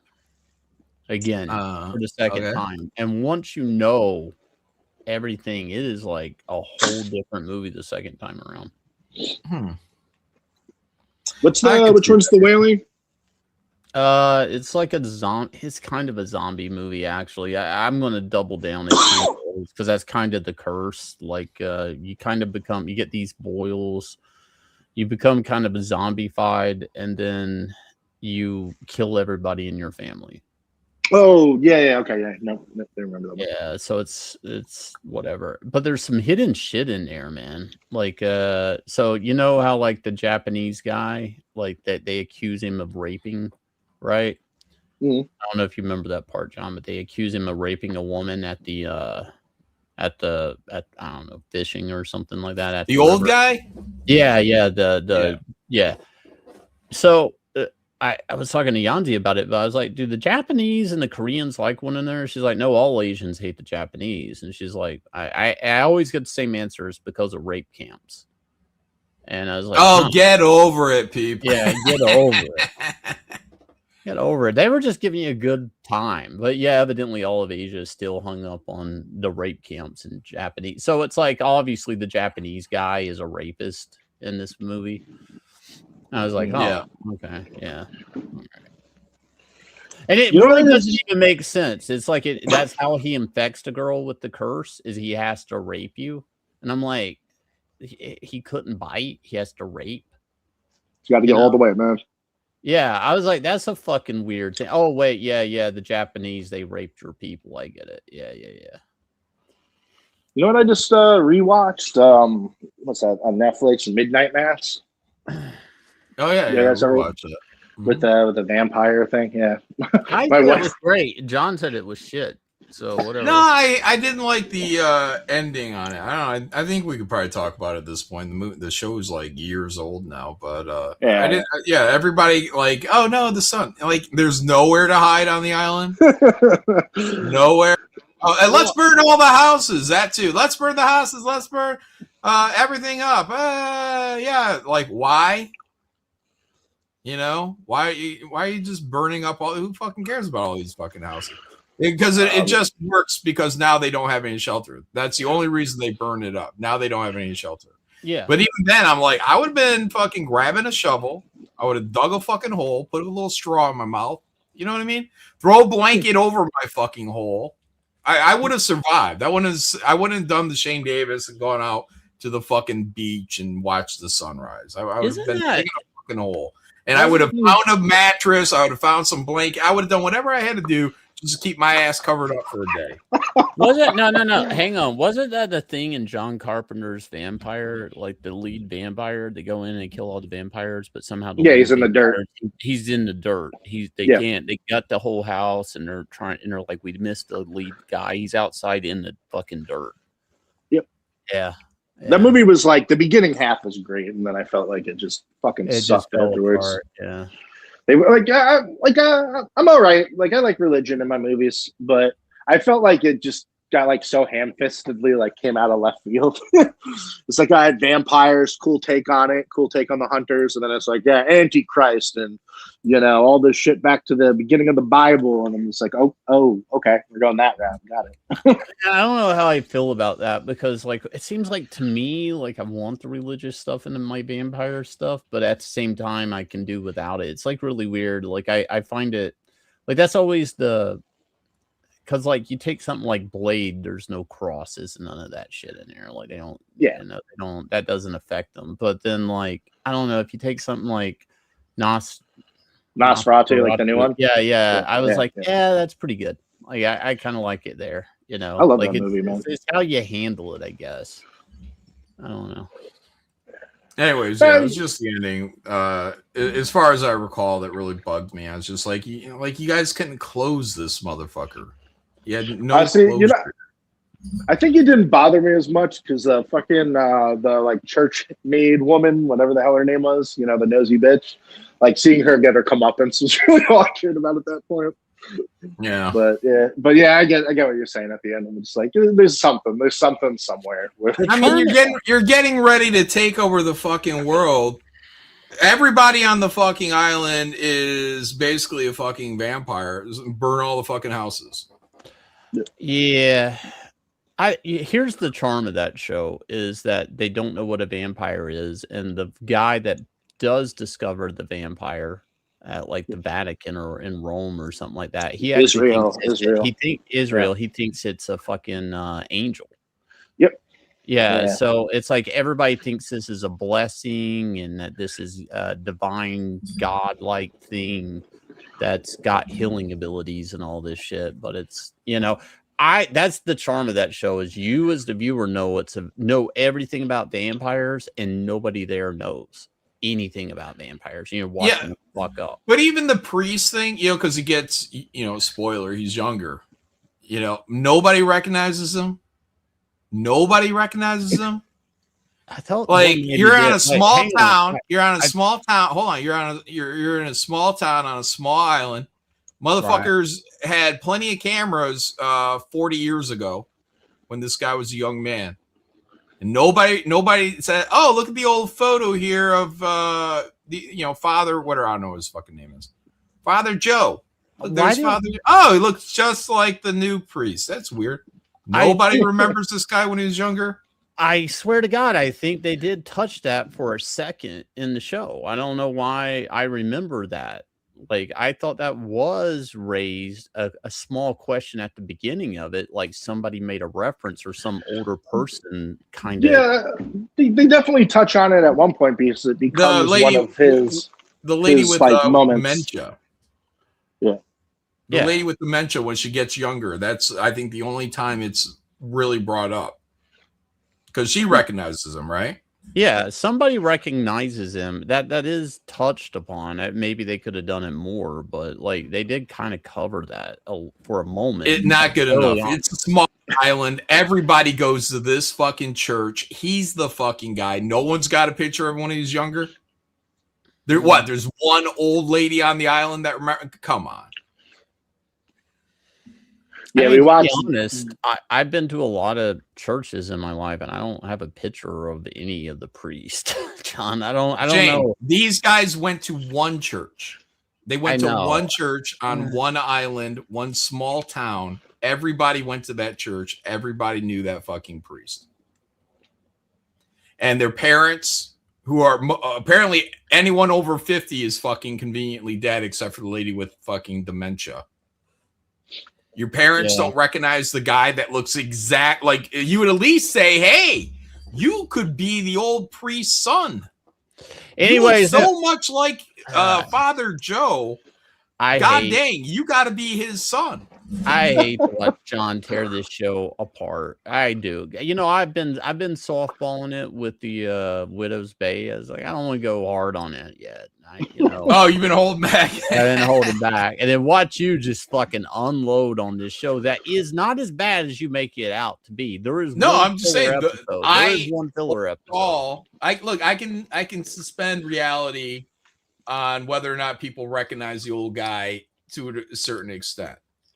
But you get to that ending, and I'm just like, this is just, it went retarded. Oh, man. Go dig a fucking hole in your last 10 minutes. Grab a shovel, find a blanket. You know, is there an old car trunk you can fucking hop in? Go hop in a fucking car trunk. Yeah. Well, I mean, at the very least, down by the dock, you know, like under the dock where they're chasing them to and shit. Like something. Yeah, there was like a little bridge in those ending. I remember seeing like a small bridge, and I'm like, go hide under that little baby bridge.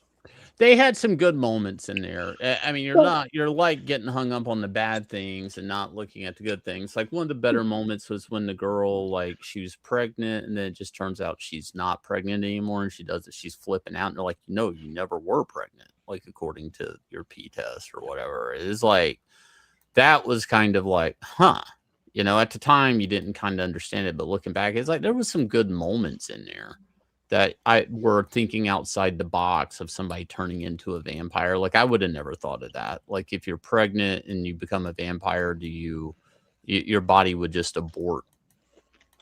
Maybe. Like I never thought of that. I was like, that's kind of crazy. Yeah, it had a lot of interesting, like, creative points that you don't really see in a lot of things. But like the ending, epic, but also like misguided, like a lot of Netflix things. When the vampire monster's killing that one woman, she allows it, but then she starts scraping away his wings because she knows, like, okay, I'm gonna fuck you. You're not gonna be able to fly away, you know, like, which he can't. You know, he can't get to where was he trying to get to his ship? Like, what was it? Or did he make it to the ship? Why would RBM say, when was the last time you had Mexican food, Malin? Why would you ask? Grumpy, because you're fucking grumpy. Oh. Mexican food makes me happy? Oh, okay. Oh, it's weird. It's weird. What's weird? Mexican food? Yeah, because I just had Mexican food today. Yeah, I went out to a restaurant, a Mexican restaurant. I enjoyed some Mexican food today. You man, winning big, eating tacos. Well, I'm just saying, like, now I'm a little, I'm rich, I'm powerful, and now I'm going to become paranoid because, like, how would you know I ate Mexican day? Why would you ask that? No one was talking about Mexican food. And RBM's like, when's the last time you had Mexican food, Malin? Man, there's this great Mexican place that opened up by me. They, it's just called Taqueria, but they have, like, all these different fucking guacamoles with, like standard guacamole. They have, like, a strawberry guacamole.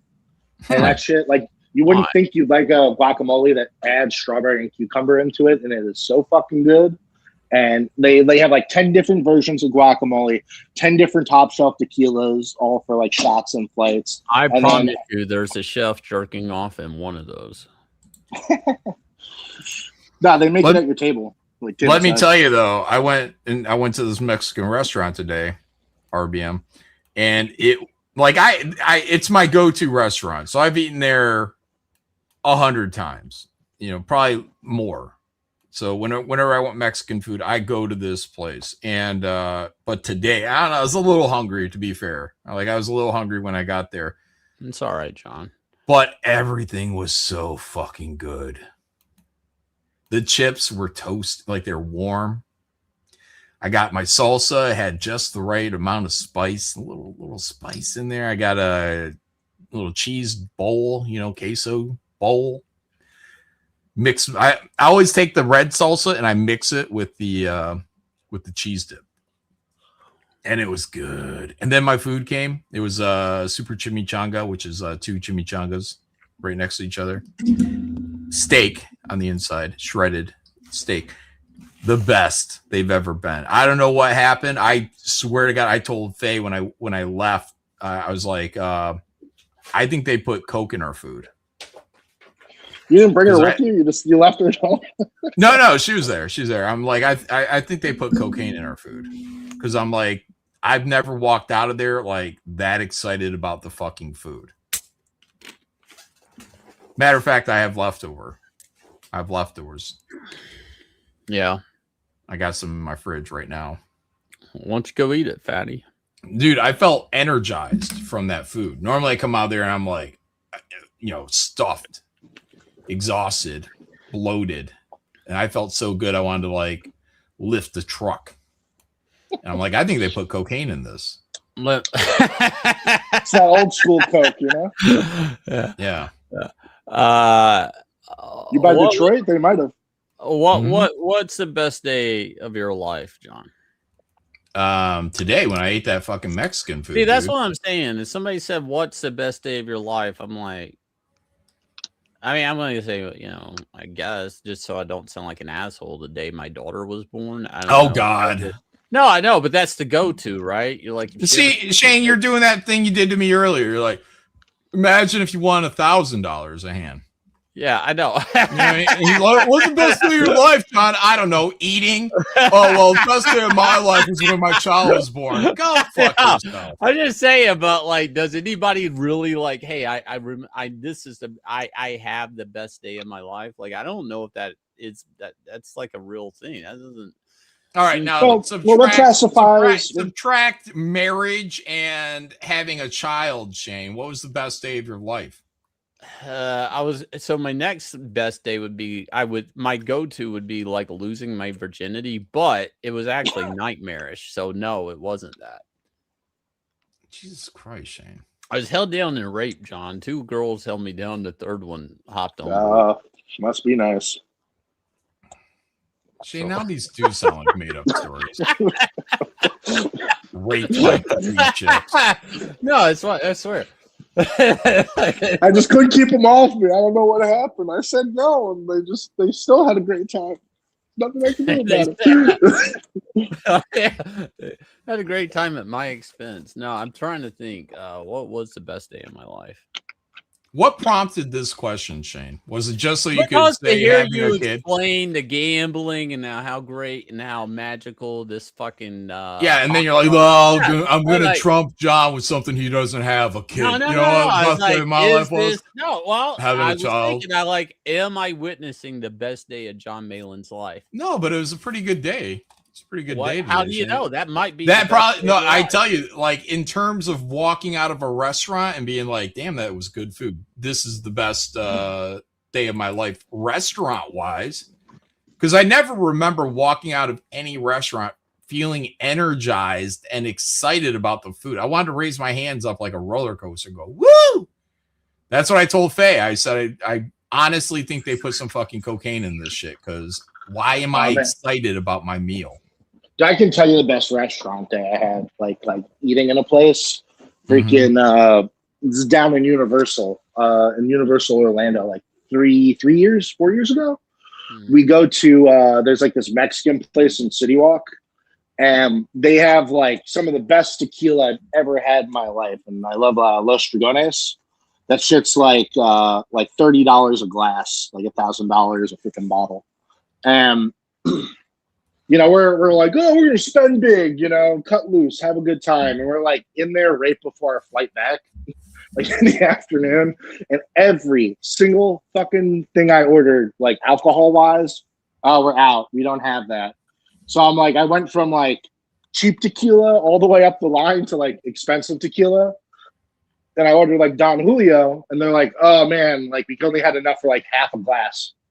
And then they're like, here, on the house. And they freaking gave me like probably close to freaking $200 of Los Dragones for free comped. Nice. You got to eat like a king. And went on that airplane drink. Good times. Cord Wayner's Ghost says, John, they call that feeling happiness. Oh. That's what that is. You have to explain feelings to John first. Yeah. The other part of that question is like, you like, would you, the best day of your life, would you even appreciate it? Or would you just think like, yeah, life's good, it'll probably be better tomorrow? Well, I could have appreciated that meal for the rest of my life, but then I was thinking Shane had a baby once. And I'm like, how am I ever going to compare anything good in my life to Shane's happiness? Like, dude, it's overrated. I'm saying you have to say that for them. I don't know if that's the best day of my life, and just, you know. Well, my question becomes, you know, I guess you have to establish, are we talking what day made you the happiest, or what day you had like the greatest equivalent outcome? Because like, you know, greatest equivalent outcome, yeah, probably your kids, right? You know, like something like that, a wedding, I don't know. What if they're bad kids? And that's not, you know. Like, what they turn out like Jeffrey Dahmer kids. Yeah. Jeffrey Dahmer kids. They just come out of there with the pussy necklaces. Like, what if your kid's like involved in the school shooting? Then the birth of your kid's no good anymore. That's not the greatest day of your life. This is probably like one of the worst days of your life.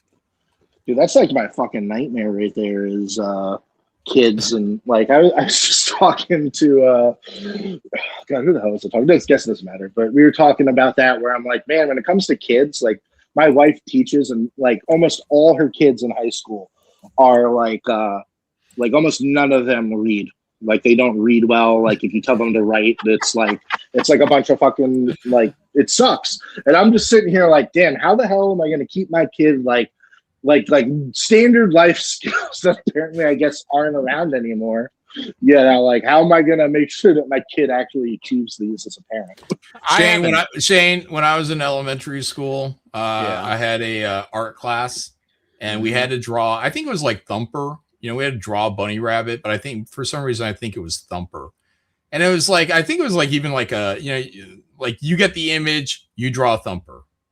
And I drew Thumper. I think we had to do the grid thing. You know, you make a little grid, you know, like a tic-tac-toe little kind of thing, and then you replace the thing over there, whatever. Shane, I got an A+++ on that, and it was hanging outside of the art classroom when I was a kid. That was probably the happiest day of my life. I was probably like 7, 8 years old, and it's all been downhill ever since. Yeah.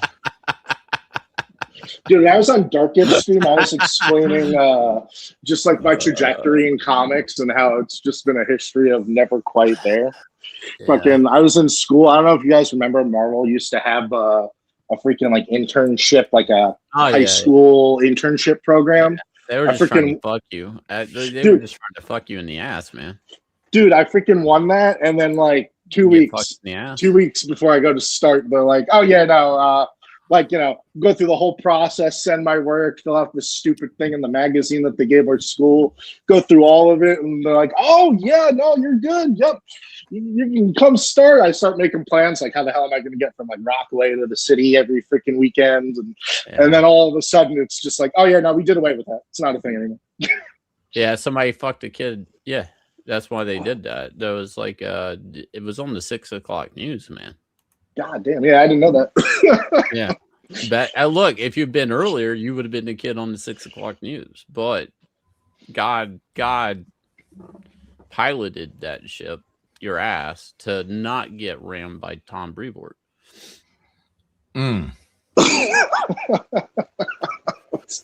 Was it Tom? Tom's lasted this long? You gotta keep all these fucking females out of the office. You know what I mean? You get an office full of dudes working together, and they're working on the task. Like, how do we do this? How do we do it at the highest fucking level? We're competitive, and like, and then you throw a fucking chick in the fucking office, and now everyone's like, how do I fuck her?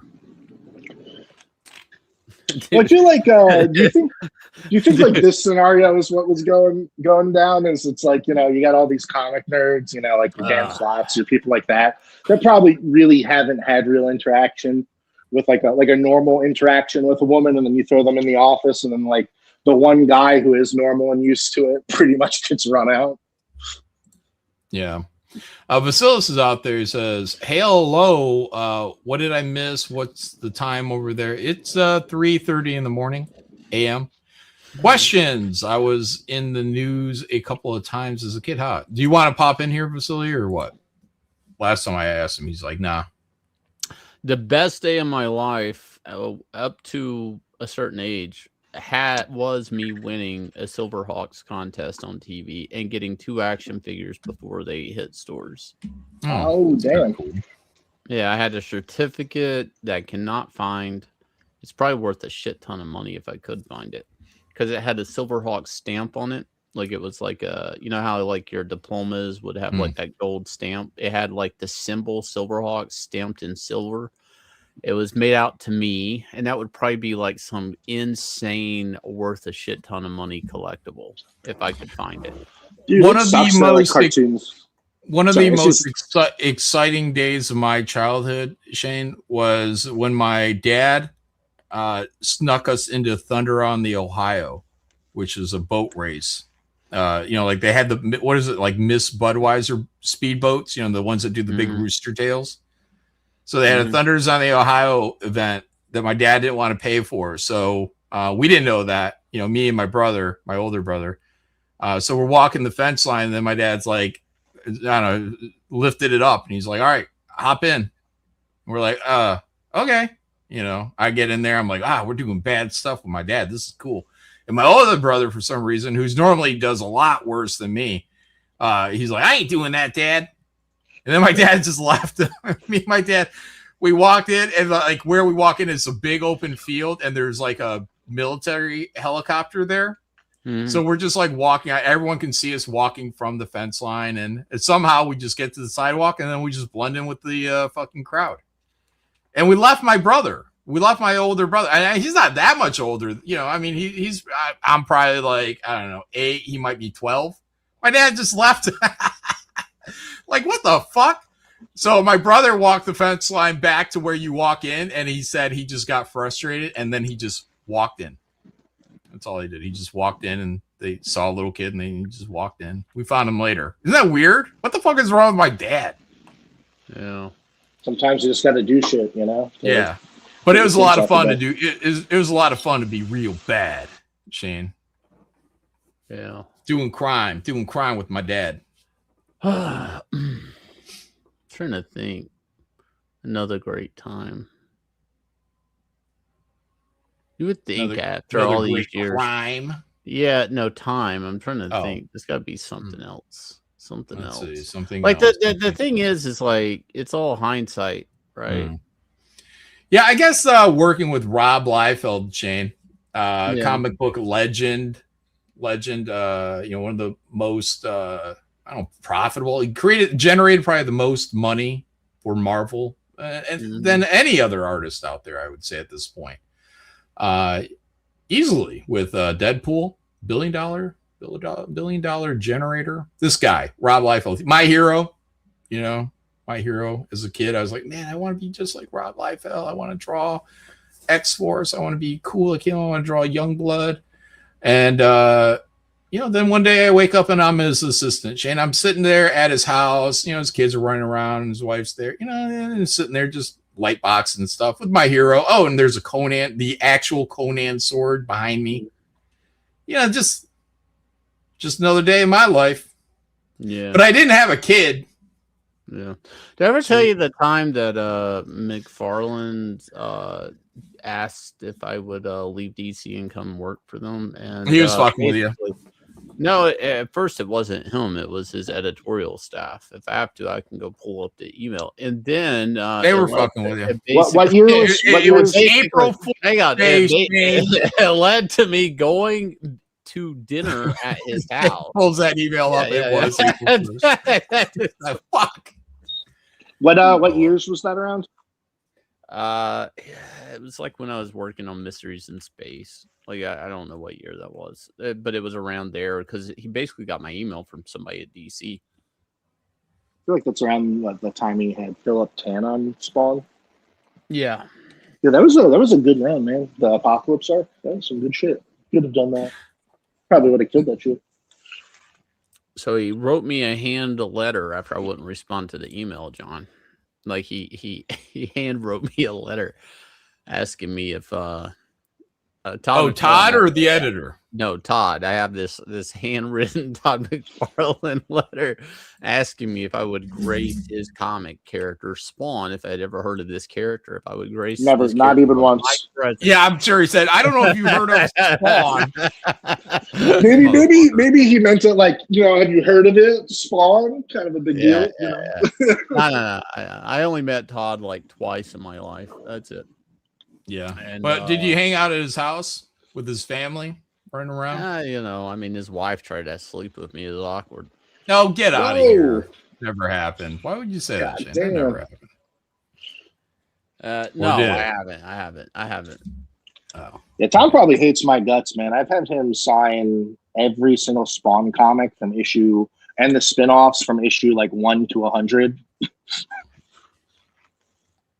I used to hunt for him at conventions back in the day. Yeah. Comic Kelsey says, if he can lie about that, he can lie about me. Yeah. That's the whole thing, man. Hold me accountable, guys. The chat, hold me accountable for my actions.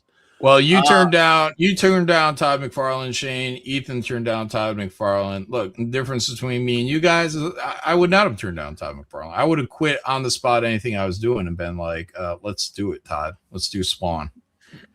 But, to be fair, I have already drawn Spawn, in a comic book. My God. Or Image Comics. It's true. Jesus I did draw Christ. Spawn. He was in something you were doing?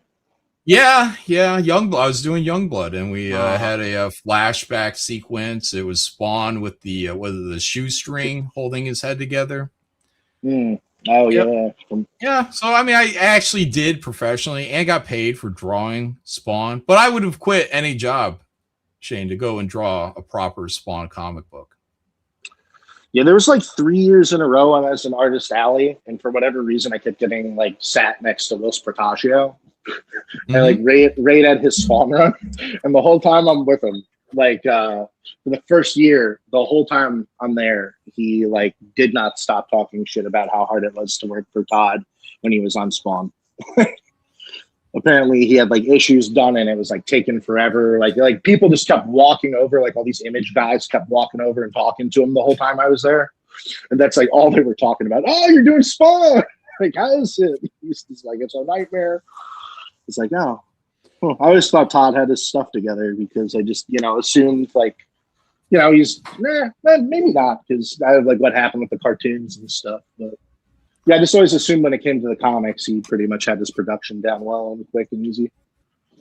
Yeah, I've never had the idea of being Spawn that Todd had that shit really mapped out. Well, I mean, like in terms of like what his writing story is now, but I just like he was saying like they were like months behind on books, but he already like drew them, and then he was waiting for like them to do lettering and other stuff on things, and he was kind of annoyed at just the whole process. Yeah. Well, Wills is a guy. I wonder what he's doing these days. Doesn't he have an art school or something out there? I would actually like in the Philippines. Yeah. Yeah, somebody told me about that guy. That's been around for a while, right? That's not new, is it? No, but I think it's like bearing fruit, because I remember, God, where did I hear it? Someone was talking about like all these, like a bunch of new artists coming like from Marvel or DC were coming out of there. Yeah. This is when I drew pretty much everybody in Rob's books. Right here. This is me drawing Bad Rock Shane. Look. I'd make the pads bigger today. Here's a double page spread of me drawing a lot of Rob's characters. Look, there's combat there. Bedrock's gotten like smaller and smaller over the years. Are they thinging them up? Is that what they're doing? Turn them into the thing? Oh, yeah, I don't know. Like, I don't know if it's intentional. That's my not cable guy right there. Whoop. What's his name? Bravo, I think. Something Bravo. Here's some more. Ooh, you just drawing the shit out of these characters, Shane. Rob doesn't want to get you on one of these covers that he's doing where he's like hiring everyone to do the variant covers. Do you know who I am? You know what I mean? Here I am drawing Spawn, Shane. That's crazy, man. Yeah. Look at this. This is good stuff. I got these Mignola quiet panels here. I've talked about this before. Look at see, Spawn's got the shoelace thing going on there. Yeah, I think that originally came from the Batman Spawn crossover, and then they never got rid of it for like years. Like Shane, they paid me for this. You know, my heroes. You know, Rob Liefeld, Image Comics president Todd McFarlane. Yeah, they paid me for this stuff. They paid me for this stuff. John, if you'll share my screen, here's the one time I drew Wildcats. Oh, hold on, let me absorb. Slow it down. Hold on. This is like a shitty redesigned Wildcats. They aborted this. This is when Jim Lee was coming back. There's one issue of this that was drawn. Grant Morrison wrote it. This was for San Diego Comic Con. It was like a type of giveaway at the booth. So I drew this wraparound cover. I could only find the pencil scan of this. Mm-hmm. So all these characters are redesigned. This is the new Jim Lee redesigned Warblade, the new look for Spartan. Grifter. Yeah, it's got like a shoulder pad on him. Yeah, Grifter was more, I don't know, like military full sleeves, no jacket, and of course more head armor and shit. Like these were all his new designs. I didn't design these. What's that, Vasily? And then the Authority back here in the background. Yeah, I always felt like the worst part of Wildcats was like the plot.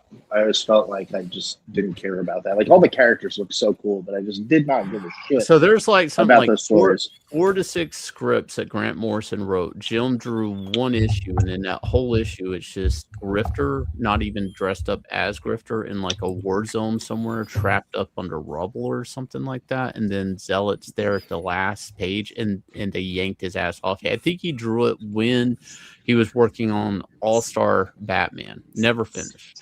This did print, but this whole run, Jim Lee, these other characters never even appeared in the comic. Just DOA. And then they went and did the new 52, and then it just got they redid the characters again there. They were doing the whole thing with Voodoo where her hands morph into Damonite hands or whatever. That's Voodoo. Oh, I thought. Yeah. Oh, that's Zealot on the left, then, right? Armored Zealot up. on the left. Yeah. Okay. This was the new redesign. These were all Jim Lee designs. They were in like a sketch. I gotcha. Yeah. And it's weird too. I was like, why, if they're not broke, why fuck with them? Like they always look so cool. So the new Maul was going to be like he can be smart and big at the same time. I don't know if you remember, the bigger he would get, the retarded. But then there's a small one in the Travis Charest where he would get really skinny and hyper intelligent.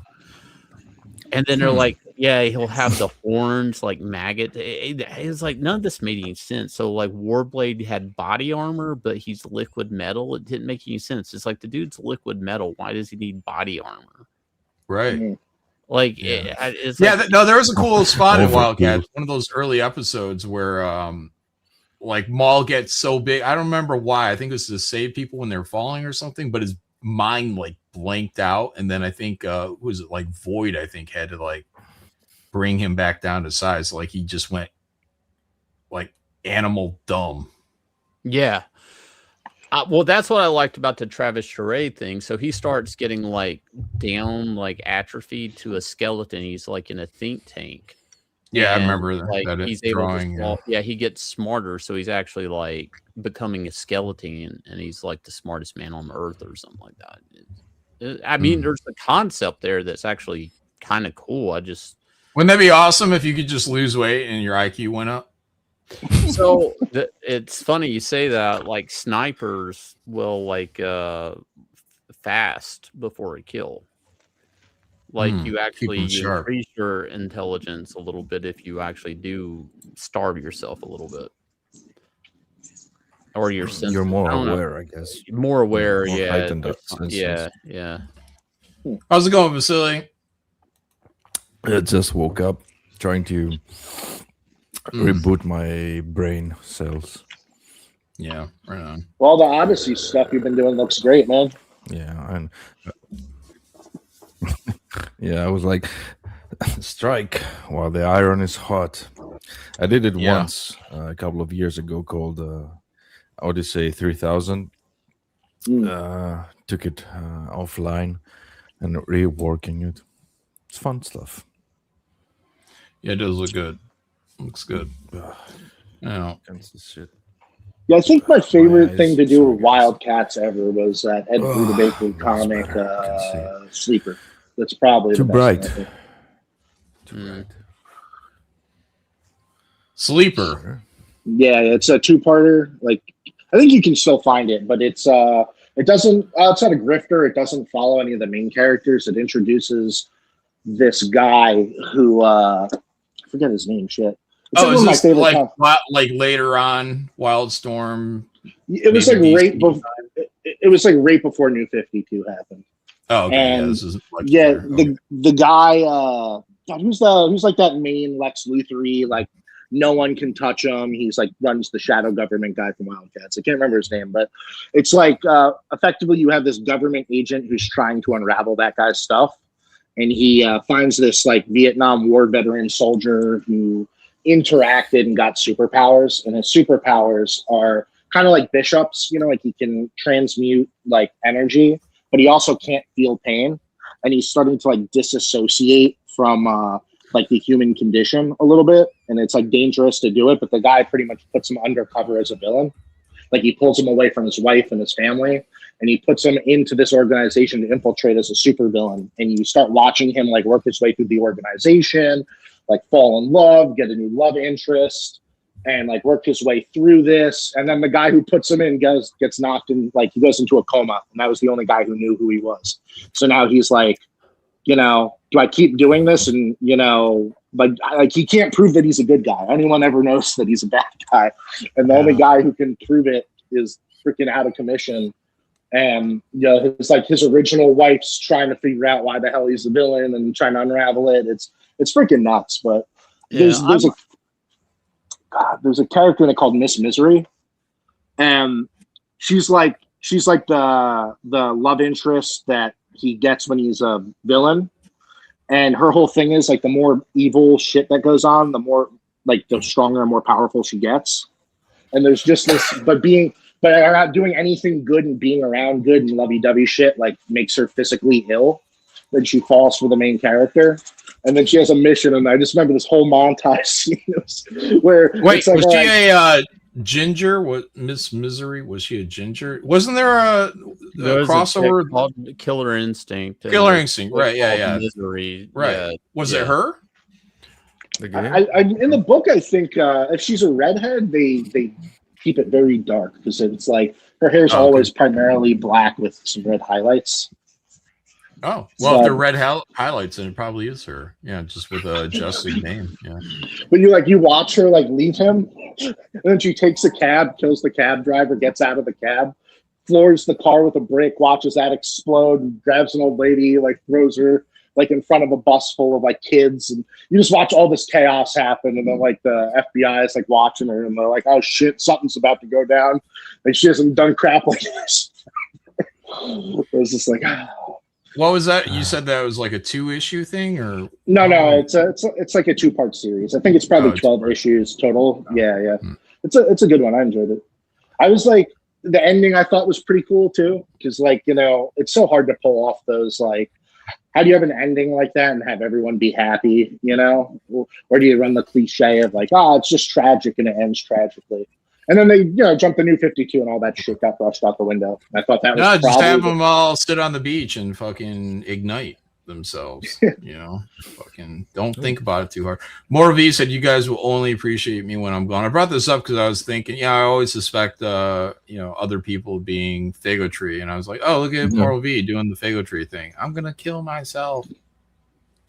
Now, Fagotree, the character, the girl.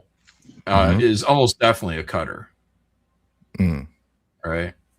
Got all those little cut marks all up and down her arms. Look, man, I'm going in 100% that everything is on the up and up of Fagotree. They have. Well, you're wrong, Shane. They have. Shane, I've never seen you commit to anything in your life. No, like, but now, she's sick. All and in on this. She messaged me in a time of. Desperation where you could be the man, the comforter. Obvious, Shane. It's obvious. Yeah. Look at Shane just getting roped right the fuck in. Fagotree, just reveal yourself as a dude now and spare Shane. Spare Shane. He's all in her DMs is what it is. There are no women on the internet. So no women. I guess Chrissy went on with Melanie Mack. That's still going on. Pre-recorded. They did a pre-recorded thing so nobody could hijack it. But it's like I didn't even watch the first one, and now it's like, oh, there's the second one. I was like, okay, well, maybe it's like a Terminator, where the second one is better. Maybe I don't know. Like I can't follow this shit. Yeah, I don't want to find out. It's like too much. Blah blah. I'd rather invest my spare time to something more fun or interesting artistically. If we were in Bugman said, if we were in World War II, Shane is not your boy. What would you do? Fight for the Germans? Oh, you'd fight for the Japs, Shane. Yeah, because I got yellow fever. Of course I would. Yeah, you'd be like, well, I'm sure we deserved it. Pearl Harbor somehow. We started it. All right. Here, let me share my DMs here. With Fagotree, because you guys just won't believe. All right, so yeah, you better expose him, or he exposes you. So here, I go. You sound like a woman. Wait, scroll up. Scroll up. Scroll up. Let's see what you guys were saying before this, Shane. No. I go. You sound like a woman. Sorry for having a. It's not my fault. I go like X for down. Wait, what does X mean? What is that? You know the press X for down. Yeah. Oh, the video game. And then here they get a voice message. Sure, I'm not lying. I do everything for you. Why do you want me dead? Dude, that is so fucking Tremble. fake, man. No, I think Tremble. Yeah, I'm not lying. I do it. What? I do anything for you. What? Why I do have you these want me dead? cheeseburgers, man. No, I think it's real. I think she's a wounded teen girl that watches us from her bed sick. She probably orders my books. She does fan artwork that's mid, Shane, you sound like a woman. Is that what you yeah, wrote? yeah. You sound like a woman. Yeah, here we go again. Listen. Sure, I'm not lying. I do everything for you. Why do you want me dead?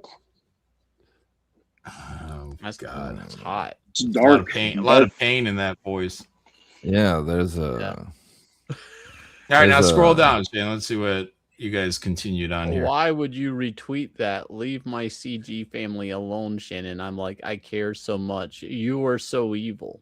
Wait, what'd you retweet? What'd you retweet? Oh my God. Oh no. You guys play too much.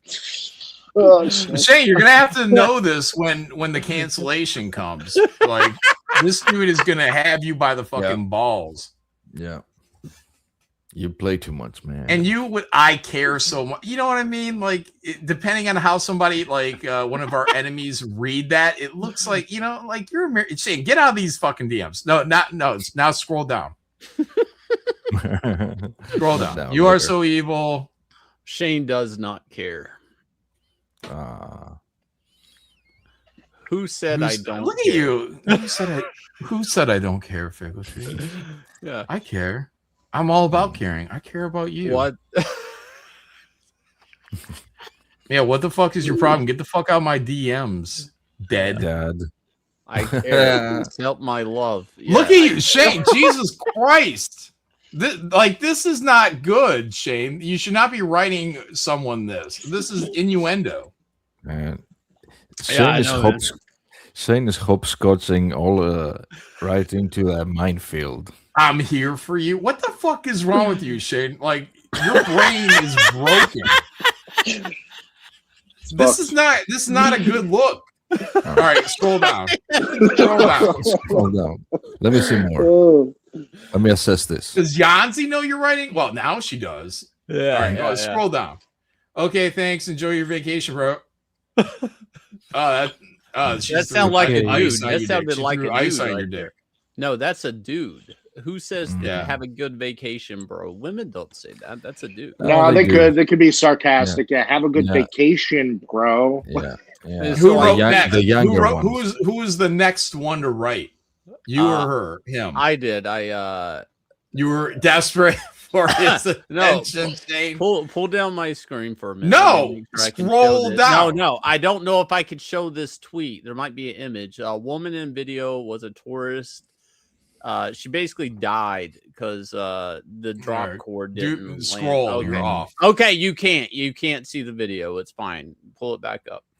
So this woman was riding a ride in somewhere, and she told him the harness wasn't tight, and they laughed, and she went off the zip cord, and she just dropped to her death. So I'm like, I'm going to ride this, and I put the X account. He's just like, did you send me that because you think Chinese and Japanese are the same thing? Are you suicidal? And then I go, I just want to live, laugh, and love. That's it. Oh, Jesus Christ. So you're open. Yeah, I understand that you need help, she says. I will make it public. Men would do anything but go to therapy. I'm like, fuck you, bitch.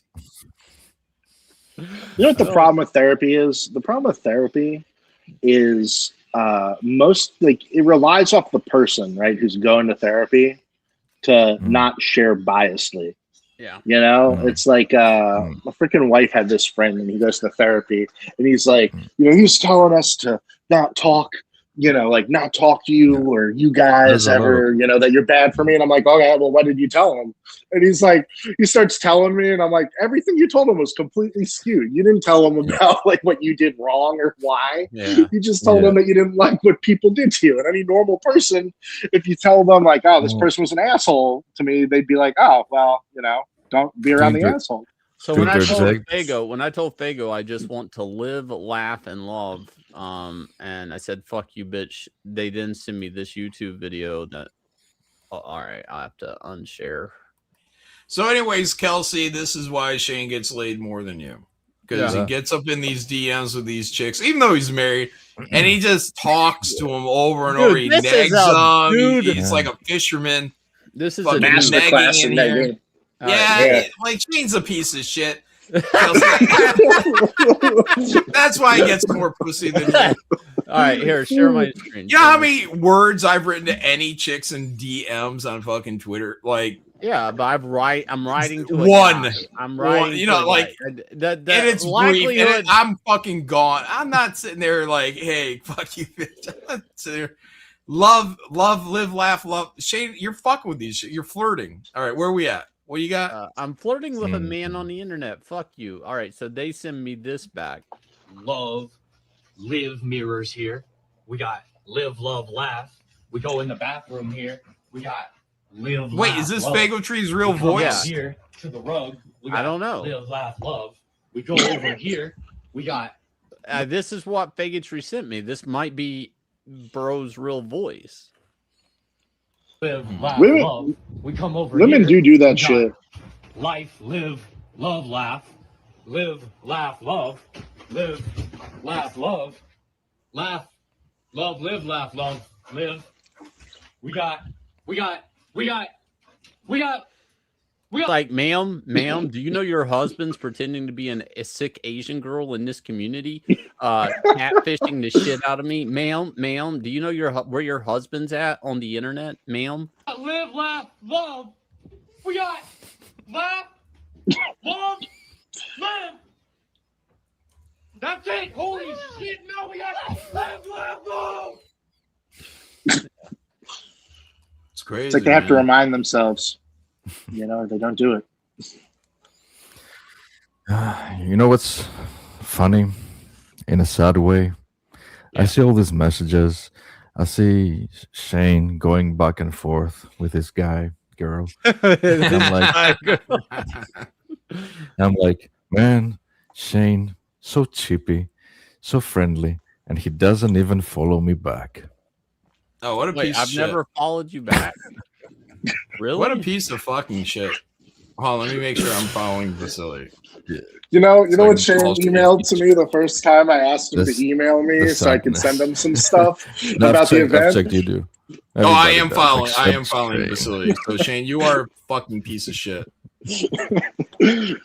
Shane's response, you were like, okay?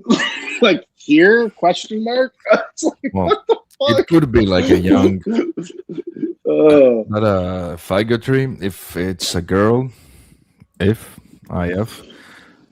think might be young or stunt development. So she might be like our age. Yeah, our age, but like she's like a teenager. She could. So she's like pushing. Well, she's in her 40s, 50s, but her brain is like maybe we're her brain is a minor, is what you're saying. Yes, dude. Shane, I'm betting on hermaphrodite. You can't seduce a. Let's find out, Shane. We're all wrong. I'm betting on hermaphrodite. All right, Comics Gate, you heard it here, folks. John, put up the poll. All right, let's get some money on this. Yeah. Who's got hermaphrodite? Okay. If Fago Tree was a chick, I mean, she's still fucking retarded and like she's crippled or something, right? She's gotten all that blood work. You know what I mean? Like she's busted. I mean, like, look, man, if a dog's hitting the road and it's bleeding out, I'm not going to stand over and say, "Hey, you're crippled." You're a fucking piece of shit, John. Sometimes she's crippled. She's probably got fucking cut scars all up and down her fucking arms. Like, no, that's her whole thing. She's a goth. Or the character is a goth Asian. Faggotry, if you're out there right now, all you need is two things. You need to read, what is it? Wet Moon. A rope and a stool. And get like a nice updated post-punk goth playlist. And just read it. Don't do anything strange. Don't do anything hasty. Yeah. Read it. I'm not the one calling her the character suicidal. The character has said essentially that she's suicidal. You know, because that's playing on dudes' emotions, guys. You know, it's the ultimate fucking catfisher.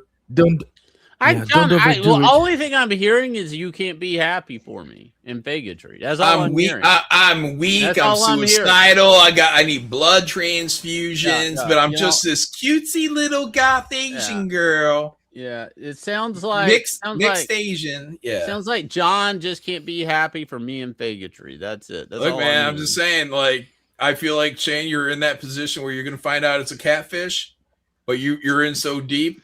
Just like a certain other person was, that you're going to be like, you know what? I don't care if it's a man. You're talking about oh man, what's his face? Yeah, love is love, man. Diaz.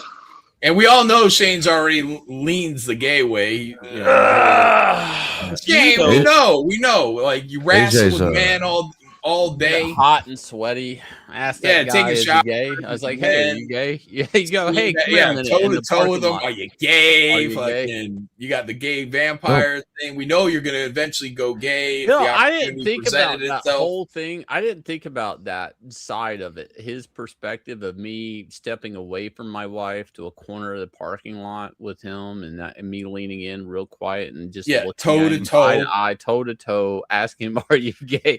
Like, are the part from his perspective where I make sure my wife is not in earshot as I come up close to him and say, "Are you gay, bro? Are you gay, bro? I didn't actually think about it. I didn't really put you want to be into it. Would you like to?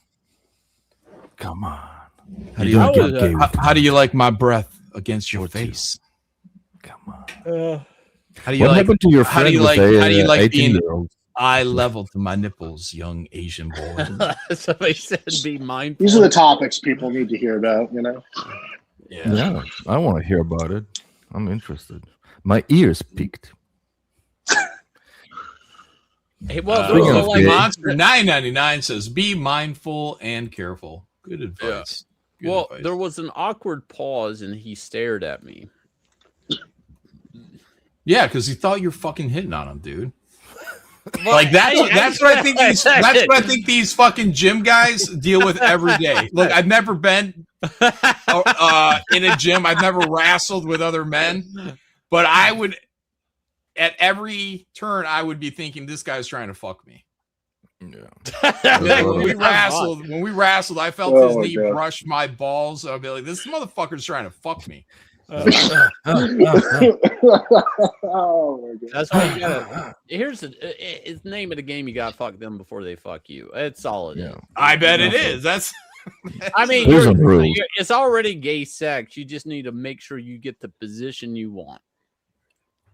Yeah, it's like musical chairs. Not, when I practice martial arts, that's definitely not how it went. Not at all. Let's be into some other shit. Maybe not in your dojo. The teabag man in the Copperfield dojo. Not here. Look, dude, there's I remember being in school and seeing guys wrestling and shit. You know, the leotard, whatever fucking shit they're wearing. I'm like, what the fuck? This is fucking gay. Yeah, like I was onto it from day one. I was like, look at some gay ass shit. Look at them all mounted up on this fucking dude. What are you trying to take his butthole? Yeah, that's what they call it. They call it that taking mount, right? That's what they call it. You gotta take mounts. Yeah. Anyways, and then I hear Joe Rogan saying that he likes women with a little bit of pit hair. Were like it all makes sense because you roll around, You're getting wrestling up with dudes, and then you're gonna fuck some chick that's a little manly. That's right up your alley. So I'm on Instagram quite a bit, finding shit for ballers, and the fucking pit hair thing is ramping up. It's getting heavier, and I saw a girl in the wild with the pit hair at the gym like a month or two ago. It's a thing. It's ramping up. I don't know why. I don't even think they're lesbian. It's very Asian too. It's very what? No, it's a very it's very Asian fetish, like the armpit hair or lack of hair. Lack of hair. Yeah, I actually think you're right. It has something to do with like the pit fetish, but now it's like the Western chicks are like, oh yeah, we'll have hairy pits because the Asians have the straight ones, the little wispy straight ones. I don't even think they're gay. Yes. I thought at first this is a lesbian thing, but I don't think it is. No, it's an alternative vagina. It's like you cannot how it's like also the bush is coming back.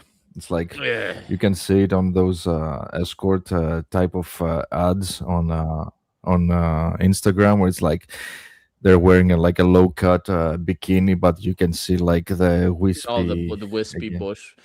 What album I did was that it? What album cover was it where it was like a flag bikini bottom with like bush all over the place? I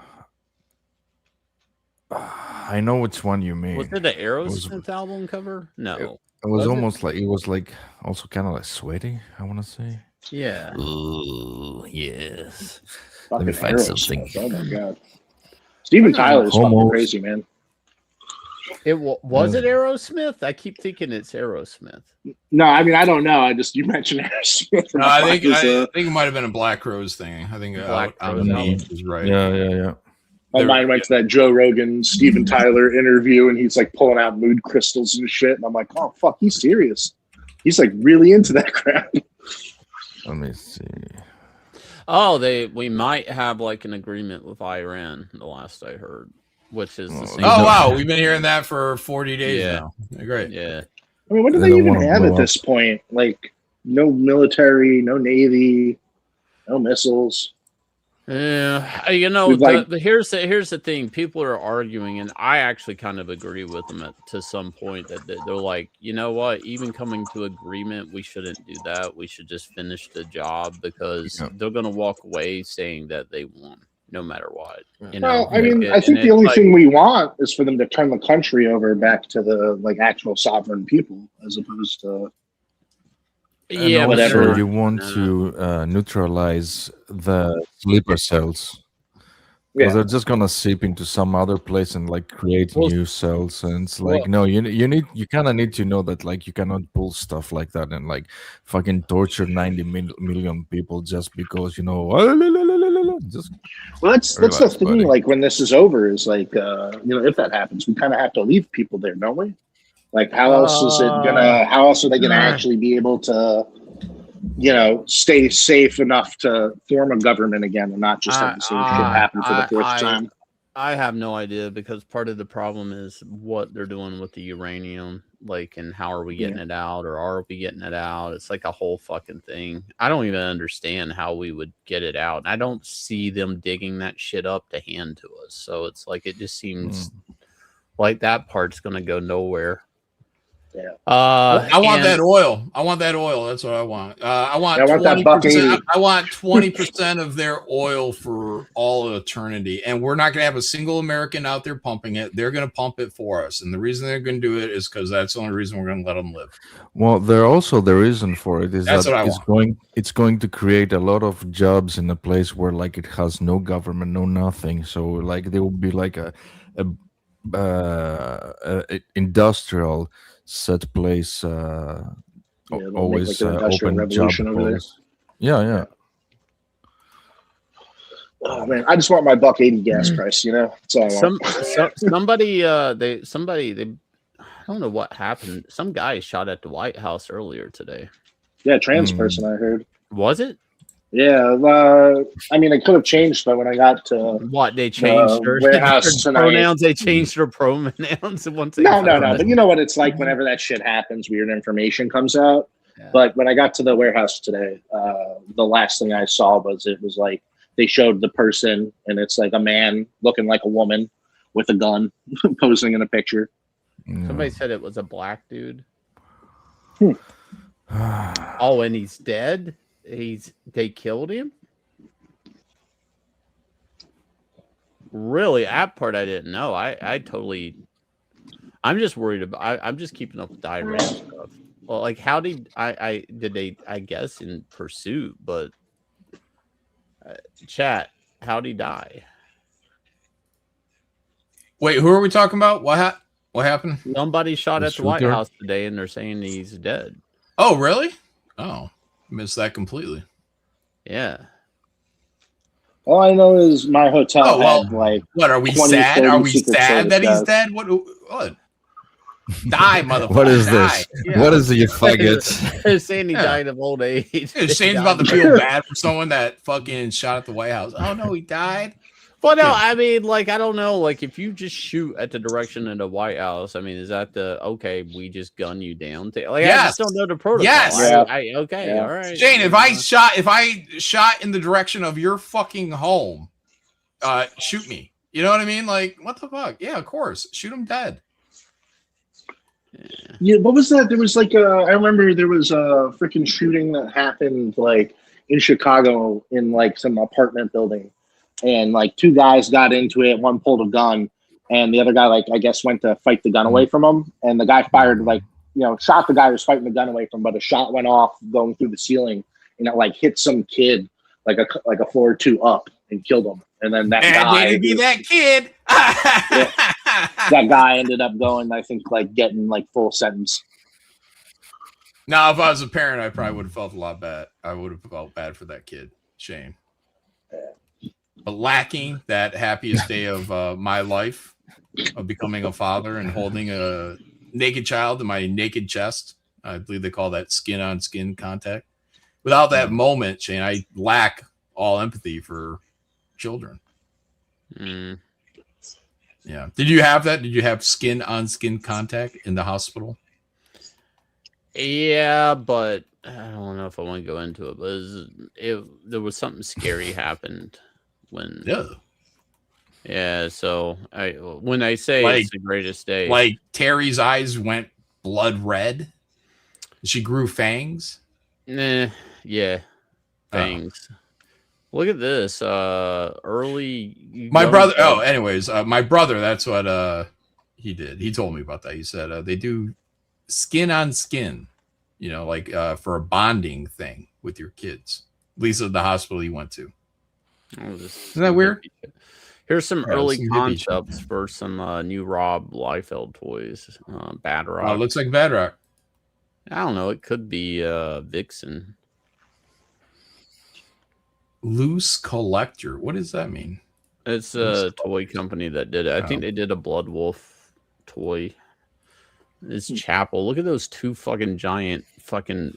I thought it was a rocket pack at first, but no, it's two fucking. Yeah, I don't like it because I don't like how it looks like he's wearing like a backpack on the front. It just looks like a backpack. He looks like a transformer. Like, what are you going for a fucking hike? I want to see what are the ends of shotguns. That's how it should look.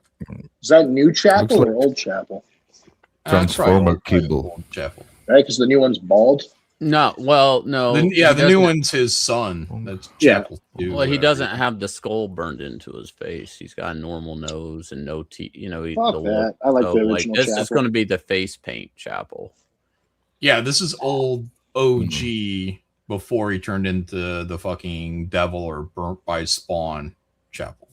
Yeah, Youngblood 1. They're only showing this. I don't know what the front looks like. I don't even know how big that guy is.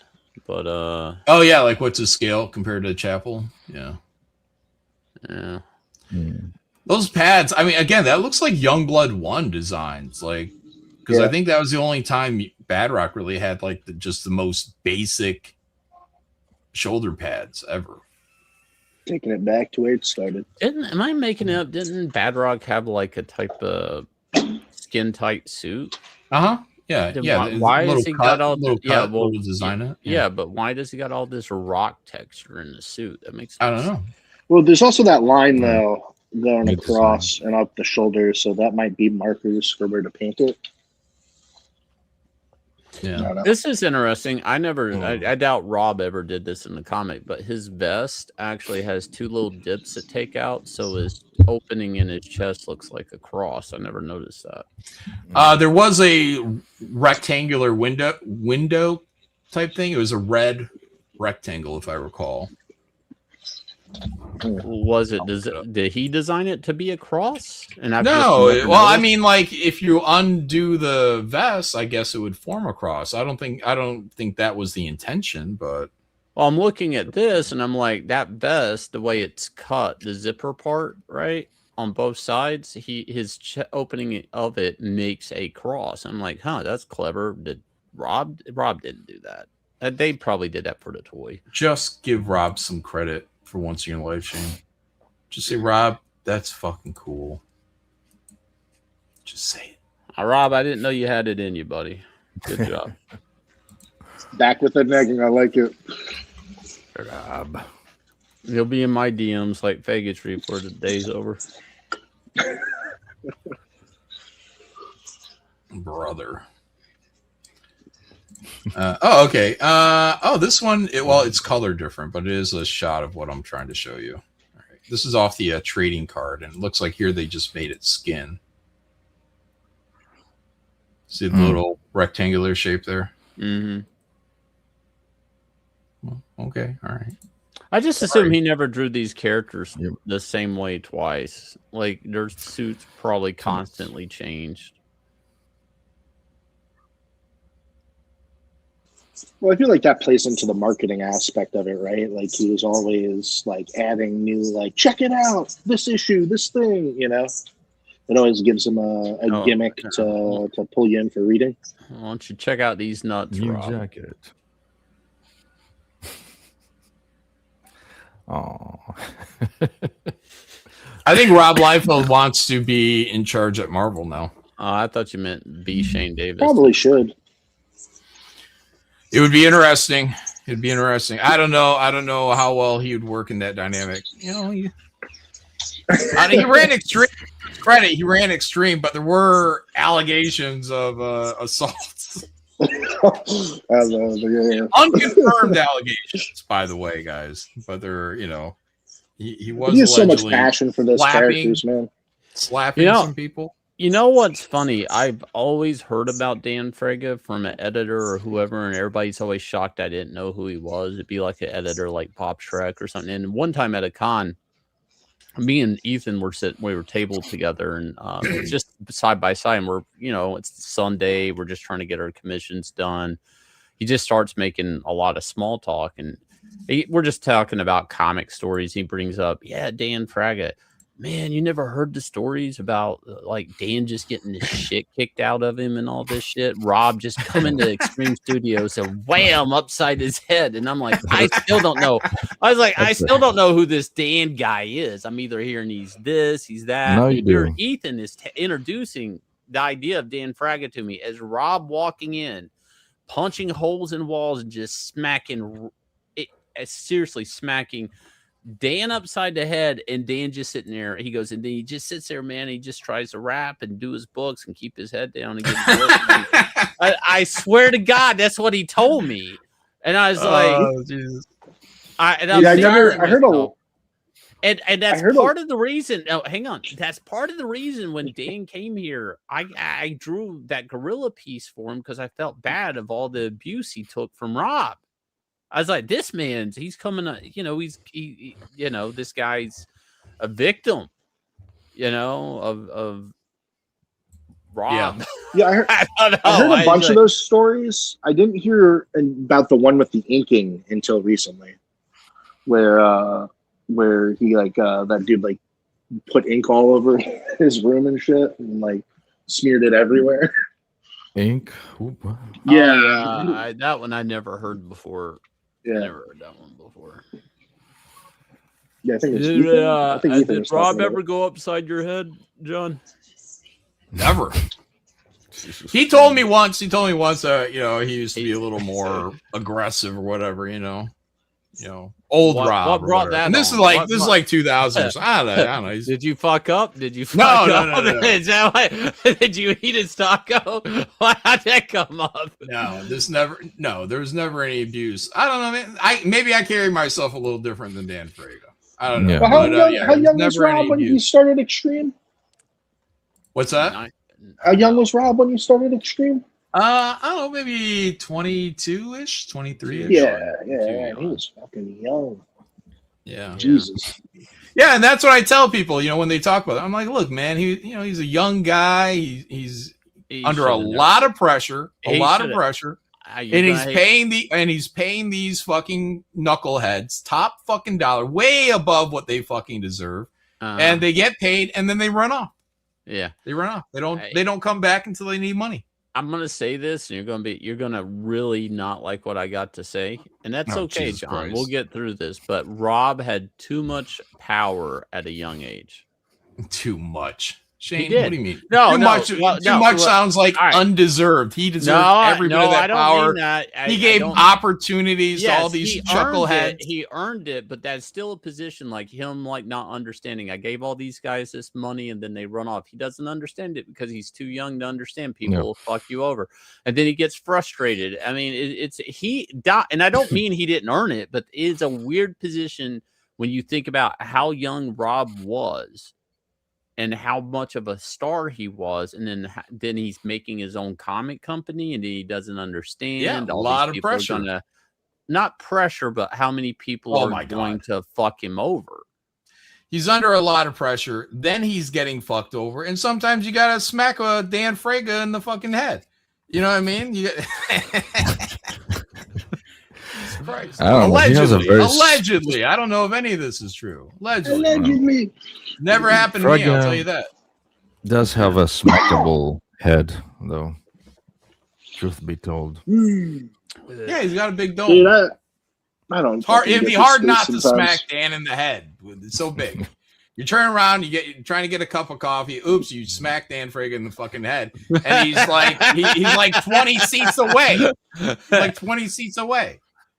I just couldn't help but who's that character in DC with Darkseid? Insignificus? Is that the character's name? It's like the Insignificus for Rob Liefeld. Yeah. It's like you're just getting a cup of coffee, he's 20 seats away, and you turn around, somehow you chuck that mug of hot coffee right upside his retarded head across the room. Let me show you something. Let me find it and show you. I'm very proud of this. This picture of Zoolander, like Will Ferrell's character, like with the coffee. Let me know when you find it, Vasily. I'm in a different window right now, so trying to find this fucking post from Rob where it sounded like he wanted the fucking job, man. No, I mean he's talked for months. He's had plans for like what Marvel can do to turn it around. Yeah, how to set things up right. So you can't just go off his Twitter because he's been doing the Robservations. He does deep dives. He's doing articles on all the problems Marvel has, blah, blah, blah. And it seems like he's making reference that he's still been talking to people at Marvel. And like, because he was saying like people on the inside that like, even if they wanted to redo X-Men, that they don't have the horses to do it. And I'm like, who the fuck are you talking to? I mean, like, I don't understand, like, CB, who's his inside guy that's still cool with Rob? So look, probably a lot of people, man. He's Rob fucking Liefeld, guys. He's on the level. Look, this motherfucker called Ombre Board a fat ass and still got more fucking work. He is Rob fucking Liefeld. He's like he is more tuned in, I'd say, than almost anybody to what's going on, like on this fucking Kardashian level of comic book industry. Who's saying what? Who's doing what? He's a fan of that gossip. He loves it. He loves it. And if people are coming up to him at shows all the time, like he's always in on it. He's got fucking what? Who's that one guy fucking working for Jim Lee? Eddie. Was it Eddie? Something? Choi? Eddie Choi? Is that who it is? No, I don't think it's. I don't know. It used to be like an art guy, but that guy was hanging around Rob back when I was out there with Rob. I know who you're talking about. It's not Eddie Choi. No, it is. But he's got fucking. I'm just saying, he's got guys. He's got guys all over the place. They may not be the big names you think they are, but they're working for the big names. They're all talking to Rob. Rob's tuned in on this stuff. He knows. Yeah, that's the stuff that's so crazy to me. Like, you know, for like years you hear about like Tom Brevoort like being such a big X-Men guy. And then next thing you know, it's like he's jumping on X-Men and he's like fighting with fans and telling them that he's never going back. Like, you know, he was like the lore guy. Yeah. I'm just like, was that all bullshit?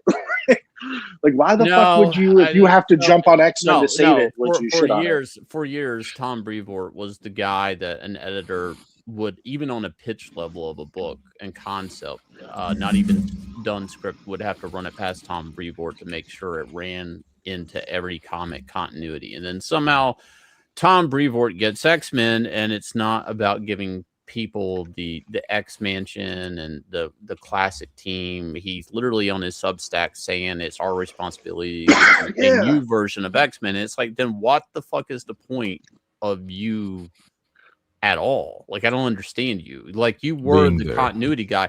He used to, everybody had to tailor their books to Tom Brevoort's notes because of something happened in a random issue somewhere. Like, I feel like I've heard that forever. I feel like that sitcom rule, like Poison Marvel, you know, like in sitcoms, they always tell you it has to end how it began. You know, like, I feel like back, you know, going back, like, you know, like prime X-Men, everything was always moving forward. You know, like Spider-Man as well, you know, the characters were growing, you know, the relationships were moving forward, you know, characters were dying and living and all that type of stuff.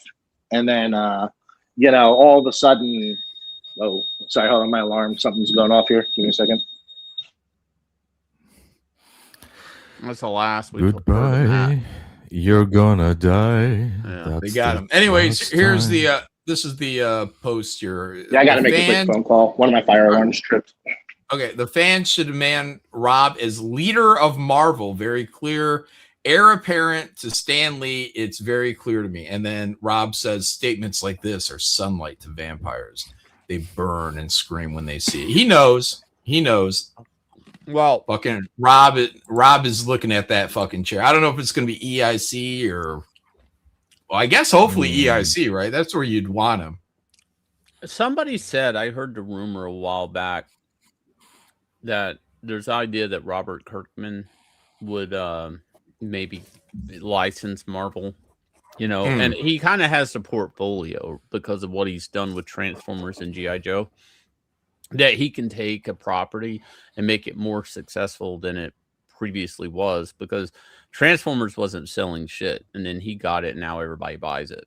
Yeah, you know, and take from that what you will. The G.I. Joe comic, I think everybody likes it. He made the continuity between G.I. Joe and Transformers work with the Energon burst. Perfect. You wait, did you draw this, Vasily? Yes, it's perfect. Holy shit. And I have another version for you to peruse later on. This is because Perdomo was fucking with me, and it was topical at the time. It was topical at the time that I drew it. But go back. That guy's got so much fucking rage, dude. It's energy. I'm back. I love it. You got him. This is like perfect. That looks like the end. Oh my god, the double dick jaw with the asshole in the middle. What the fuck? Yeah. How much time do you spend thinking about that shit? Like, I just wish Dan wouldn't have turned into a prick. That's what I wish, man. Yeah. He's like I was saying, man. I don't understand the space sometimes. I think people are in comics, they're like, you know, kind of like a lot of assholes that they learned how to be like the non-threatening, funny side note nerd. And then like at some point it ramps up like a guy that tries to get this girl, but he ends up being friend zoned, and then he gets like all villain and stalker. I don't know. There's something's weird there, because I was like on a stream and I had like a rebel flag hat on, and Dan comes on, clicks the link, and it's like it's a closeout or something. We're raising some money, and Dan just kind of interrupts and goes, "Hey man, that hat says hate." I'm like, yeah, and he's like, "Okay guys, have a good night," and I'm like, Yeah, have a good one, Dan. I was like happy he was gone. So I never really thought about it. I was like, is he fucking with me? It's like, yes, Dan, it's a rebel flag. Yes, I guess you could say it represents whatever. And then like years later, he's bitching to me and he's working on Black Little Mermaid and shit. And I get it's a job, but then I'm like, I don't know, like, because he was really like, oh, you guys are this, you guys are that. It's like, I don't know. Oh, she's someone's daughter. I'm like, what? The animated Black Little Mermaid? No. The Ali Sangueras. He's like, he's like that she's someone's daughter. And I just looked at him, I'm like, yeah, and I'm someone's son. What the fuck has that got to do with anything? I was like, I just didn't even know. Like, I'm like, I don't know. Like, he's like, I'm like, she's striking channels. Yeah, but she's someone's daughter. I'm like, what? I'm like, well, what? Shane, yeah. I know the type. Actually, I do know the type. He's like it has to do also with the music and all that stuff. And there's a lot of stereotypes, like the benevolent, wise, but hip. Let's all, That's Dan. Yeah, that's the whole thing, but it's an act most of the times because it's by people who were like 30 and hanging out with people that were like younger 18, people. Yeah, and it's like a guy at the high like, school party who's like out of college, but somehow still back. But it's always like it's almost always the dumbest guy because he can be the smart, benevolent, wise, go-to de facto authority in his group. So like that's why you see a lot of views of hip hop isms, like let's sit, collaborate, and listen. And all that stuff. But I mean, I know that. Like, I've seen him before. I expect these type of blow-ups when you work at a company like, let's say, Marvel or DC. When you're forced to rub shoulders with everyone every day, and you have crazy deadline schedules, and and then like I could picture someone blowing up at someone they don't like. But here, it's like, look, man, you don't rub shoulders with anyone you don't want to, and even then, you only do it for what, on a live stream for a couple hours here and there. It's just crazy to like watch people move into it and self-destruct the ways that they have. What am I? Like Shane said some mean stuff to what's her face, Rini, or so to John or whatever, and it's like, all right, so you're gonna destroy like your whole business relationship over it. You're gonna split your whole fan base that you're tapping into. Like, that's fucking nuts to me. I would just be like, all right, I guess I just won't be on John's stream for a little while. That will be the unless I have to. I will die on. Man, people are crazy. Stupid, and comic people are nerdy and stupid. And this, I just want to point out, once we were talking about the pubis and the whole fetish and the armpit thing, this is me being awesome again and trailblazing in 2005. Working on the parts of Coney Island. Nobody was doing I love how you just gave us a close-up of the B line right there for like 30 seconds. Yeah, I know. Let me see. Here's it. The pubis, if you please. On here, like 1, 2, 3, 4, 5, 6, 7. And that's each how one you put get it in with care. Like he didn't use the splatter. Yeah, I didn't go each one in its place where it belongs. Where God the master of his field. The Rembrandt of the pubic generation. Yeah. The folliclist. I am. So about the Rob thing in Marvel, him and Kirkman are kind of getting along lately because they've been on. I wonder sometimes if Kirkman could get it and also somehow get Rob involved. I don't know. That might be a cool little collab. You got Rob for those killer freaking character designs, and then you get Kirkman for the big picture. Yeah, I don't know. Skybound. It's funny. Skybound. They like picked off like a lot of the top DC editors at the time are all over there now. So like Kirkman's kind of been headhunting. The talent. I don't want to say talented editors, but the competent ones. So I don't know. But that's could like Rob's like what is he doing? He's just printing his book through Image, right? He's not like head of any department or anything. No, yeah. Yep. Yeah. Yeah, they haven't brought him back as like a partner or anything, right? Yeah. I think the only original guys that are still partners is Todd and Eric Larson. No, Silvestri's still a partner. Oh, he is? Okay. Jim Valentino is. Yeah, they all have like what are Todd's president. Even Larson is like CFO or something like that. And the treasurer or some bullshit. Maybe it could be a treasurer. Yeah, I'm just saying they all have positions except for Rob and Jim. Yeah, I don't know what happened with Top Cow, man. Like their best thing was like the crazy sex appeal that they had with their characters. And I was like trying to catch up on the new Darkness run and the new Witchblade run and everything. I was even on like a episode or two with Joe going over them, Sontag, and I'm just like all the characters look so much chunkier, like all the women. like they definitely like toned down the stylized sex appeal. And I just like, I'm like, why would Top Cow do that? That's like, they're like, if anyone should be doing that, it's probably them. They're like the people for it. Probably because everyone's getting older.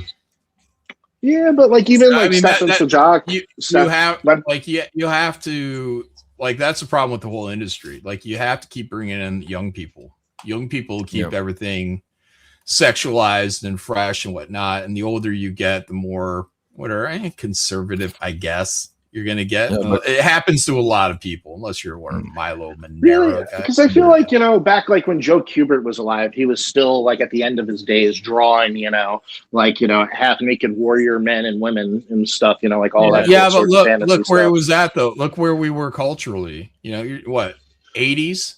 You know what I mean? No, I mean that was rock video, fucking chicks on poles and water dripping all over them. I mean the sex appeal was off the charts in our culture. This was around the Transformers. This is some of his last projects he's talking about. This is like around the Michael Bay Transformer time, which I keep looking at. There is because I noticed it with the Casino Royale, like Daniel, whatever his name is.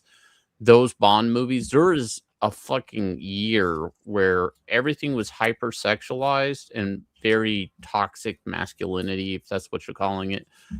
Masculine and sexualizing women, and then they just strip mined it. And it's because I noticed it with the Bond movies, and then I've looked back at some of the Michael Bay movies. I don't know. I want to do a deep dive on that because it changed like overnight. It's not like going back in the 80s and 90s. It was still like 2010. You were still cool to draw big boobs and shit. Because I remember they started coming after Kenneth Roquefort at DC because he drew Wonder Girl. Starfire. No, it was Wonder Girl. It was a Teen Titans cover, but had Wonder Girl on it. It wasn't Starfire. Was that when Brett Booth was doing his run?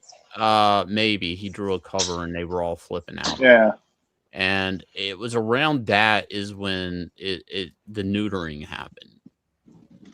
Everybody was doing hypersexualized characters up until then. And I was like, what was that name?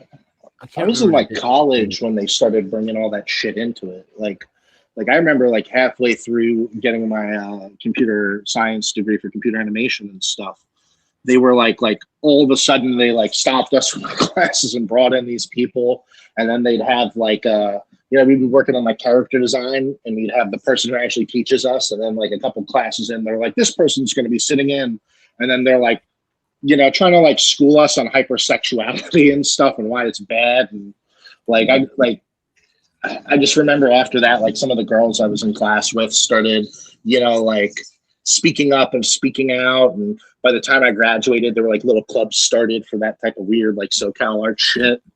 And then by the time I like got into Hollywood and industry, that was big. When I was in Riot, there was like a whole thing with a character named Lux where, I don't think they drew her very sexualized, but they were like going off, like the forums started blowing up with people being like, that character needs to be like completely like desexualized. It was weird. Yeah, I think James Bond started getting woke in the 90s. I think it might have been GoldenEye. where they replaced. Maybe it was one before that. I don't know, but it had they replaced M with that bitch, and by the time you got to Daniel Craig, like there's like a whole thing where M is like telling him everything to do like a robot. Like, go left, do this, go that, do that. Like get off his fucking ear. Let a man do a man's job. Yeah, the Daniel Craig thing, you know, he was taking orders from a woman, but he was also like a poon hound. Like I don't know. Like I'm not justifying those as good Bond movies versus the old Bond movies. I'm just saying if you watch, were we getting names like what was it, Pussy Galore? You know, like no. I'm just saying I'm using it as a watermark for that era because if you watch that series, you get to the first one, you get to the second one, he's chasing pussy, then you get to the third one, and then he's got a gay guy lecturing him. Spectre is really good. And there's some gap there, and I'm just using that as a gauge. I'm not getting into the movie. I'm just saying I could tell there's a significant difference around that year. And I'm actually been curious about going back and seeing all the movies that came out around those 2 years and what I remember and what changed. Because I'm sure the Transformer movies, I remember they died it down too. You know, where they replaced Shyla and Megan Fox, and they're trying to with Mark Wahlberg, and then his daughter, who is supposed to be a respectable female character, not a sex object. And it's like, okay, this is changing a lot, like from the formula, you know, like, you know, it's not the kid with the robot car trying to get his dick wet. Now it's the dad trying to keep his daughter from being a slut and respectable woman. It's like something's happening here. You know, and I don't know. I've been thinking about going back and just making a list of the movies those years and looking at it and trying to figure out where this started at. But I do remember a female editor at DC Comics kind of lashing out at some of this stuff. I just can't remember her name. And she was already lashing out in favor of sexualization. Her name was Asaline or something. She had a horrible name, Asaline or something. And I think she actually used to do some writing for one of these fucking SJW websites that aren't around anymore. But anyways, and she maybe got sexually harassed by Eddie Berganza, which empowered. Oh no, Eddie started that one. Yeah, that's where I'm like, did Eddie start? Eddie fucked it up for Eddie killed comics. Well, here's the fucked up thing. The Eddie thing, I mean, keep in mind, he is an editor at DC Comics, and he was a powerful editor, and he was working on heavy-hitting books and stuff, but when they threw his ass up under the bus, there were Hollywood articles about it.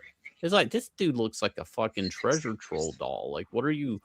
Like, why is this guy... Who the fucking Hollywood gives a fuck about this guy? Nobody. And he was like real world news sort of almost. Like it was like, and then he only got a demotion. That was the weird part. It's like it's not like he was out there sucking anybody's dick on a fucking airplane. What the fuck like allegedly, you know, allegedly. Oh, well. But I think Eddie didn't get fired harder because he knew a lot of the stuff that was, you know, where they were trying to get the Siegels and Schuster's estate to settle on Superman, because he told me he saw those deals. He's like, man, it's crazy the family just wouldn't take that money. He's like, they could have put all their kids through college. It was a stupid amount of money that they wouldn't settle on. And I don't know if it was out of principle or they thought they'd get a bigger payout. And then that whole case happened. However it happened, nobody really knows. They just, you know, the Supreme Court decided for them. But according to, and I wonder because he knew what the settlements were. I'm like, you're just an editor. How the fuck do you know this? He's like, I saw it. I'm like, I'm just like, the fuck? I'm like, did he know shit and they couldn't fire him? Like he had leverage on the company? Probably. Like, I'm sure you're in the industry that long. You know where bodies are buried, you know? It's uncomfortable until you got something that's easy dunk on him. Like you probably got to keep him around. So then those sexual whatever charges come up and you're like, okay, well maybe it's time you got to go. And maybe we'll risk one of these things coming out or maybe we'll give you a payout. So all the women that he sexually harassed, they all allegedly. Well, alleged. No, I mean they wrote it up like he did. I mean it's not alleged. I mean they. I mean I think he. Did he go to court? Did he uh, go to court? All right, allegedly he sexually harassed. Yeah, I think he thank admitted you. to it. I think he wrote one of those. Oh, did he? Yeah, no. Eddie, come on, Eddie, stop. Trying to help you out, man. No, there was like some statement that he did all these things and he was going to go through therapy. Like I'm not even making this up. Like you're saying allegedly. I'm like, I think he said he was going to be a better person and go through therapy. I don't know if it's allegedly anymore. We definitely have talked about this before, but yeah, I remember that. Yeah. So, anyways, all the so what? You like Spoon? Who doesn't? I know. I give my job back. Dude, I hate to say this story. Keep him out of the office.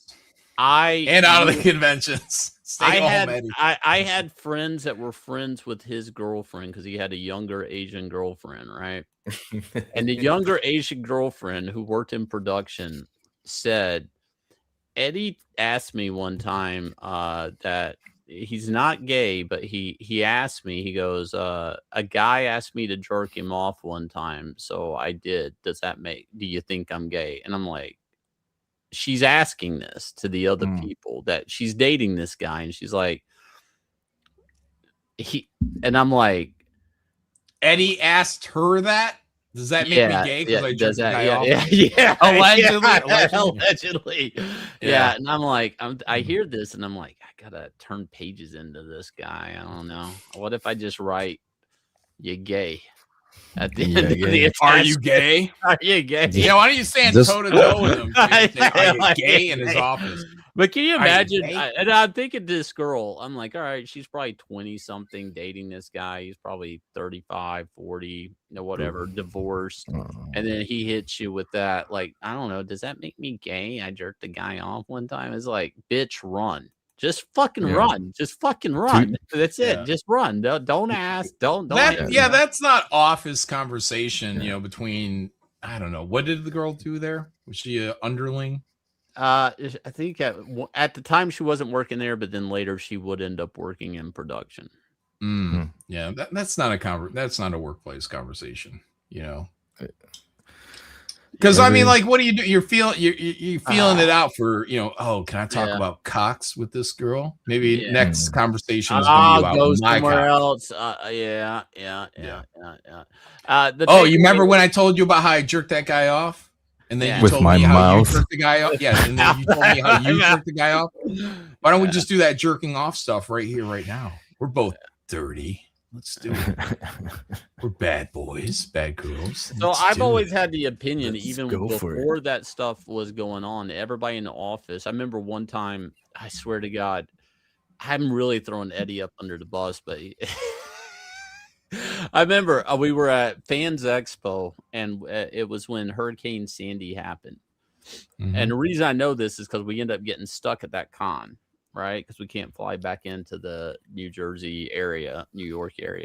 And there was some cosplayer, and Eddie had her on his arm the whole time, right? This young cosplay girl dressed as Supergirl. Go, Eddie. All right. Yeah. And so it is right before they started the cosplay is not consent. Yeah, I know. But listen, this is a true story. Eddie fucked everything up. No, there you go. So we're stuck there about 2 days after, right? And eventually Dan's like, we got to get the boys back. You get some private jet or something, and they all get on this jet and they end up back, right? Because they couldn't get a commercial flight. And so I'm stuck there. Cosplay girls just kind of like, kicking the can. I'm like, yeah, I guess Eddie didn't have room on the plane for you. All I know is I'm back in the office. Damn. It's about a month, 6 weeks later. And I'm talking, and I'm working with Eddie and the assistant editor. And he's like, yeah, you might. I'm like, are those pages fine? I turned in, and the assistant editor, Adam, he's like, well, Eddie hasn't looked at him. I'm like, oh, well, he's like, well, Eddie's out of office. And I'm like, what? And he's like, yeah, you had to go back to Canada. I'm like, had to go back to Canada? Like the con we were at? He's like, yeah. And I'm like, what? And then I talked to the convention promoter, and he's like, man, I don't know. I heard Eddie Briganta had to come back and hold that girl's hand for an abortion. I was like, fuck!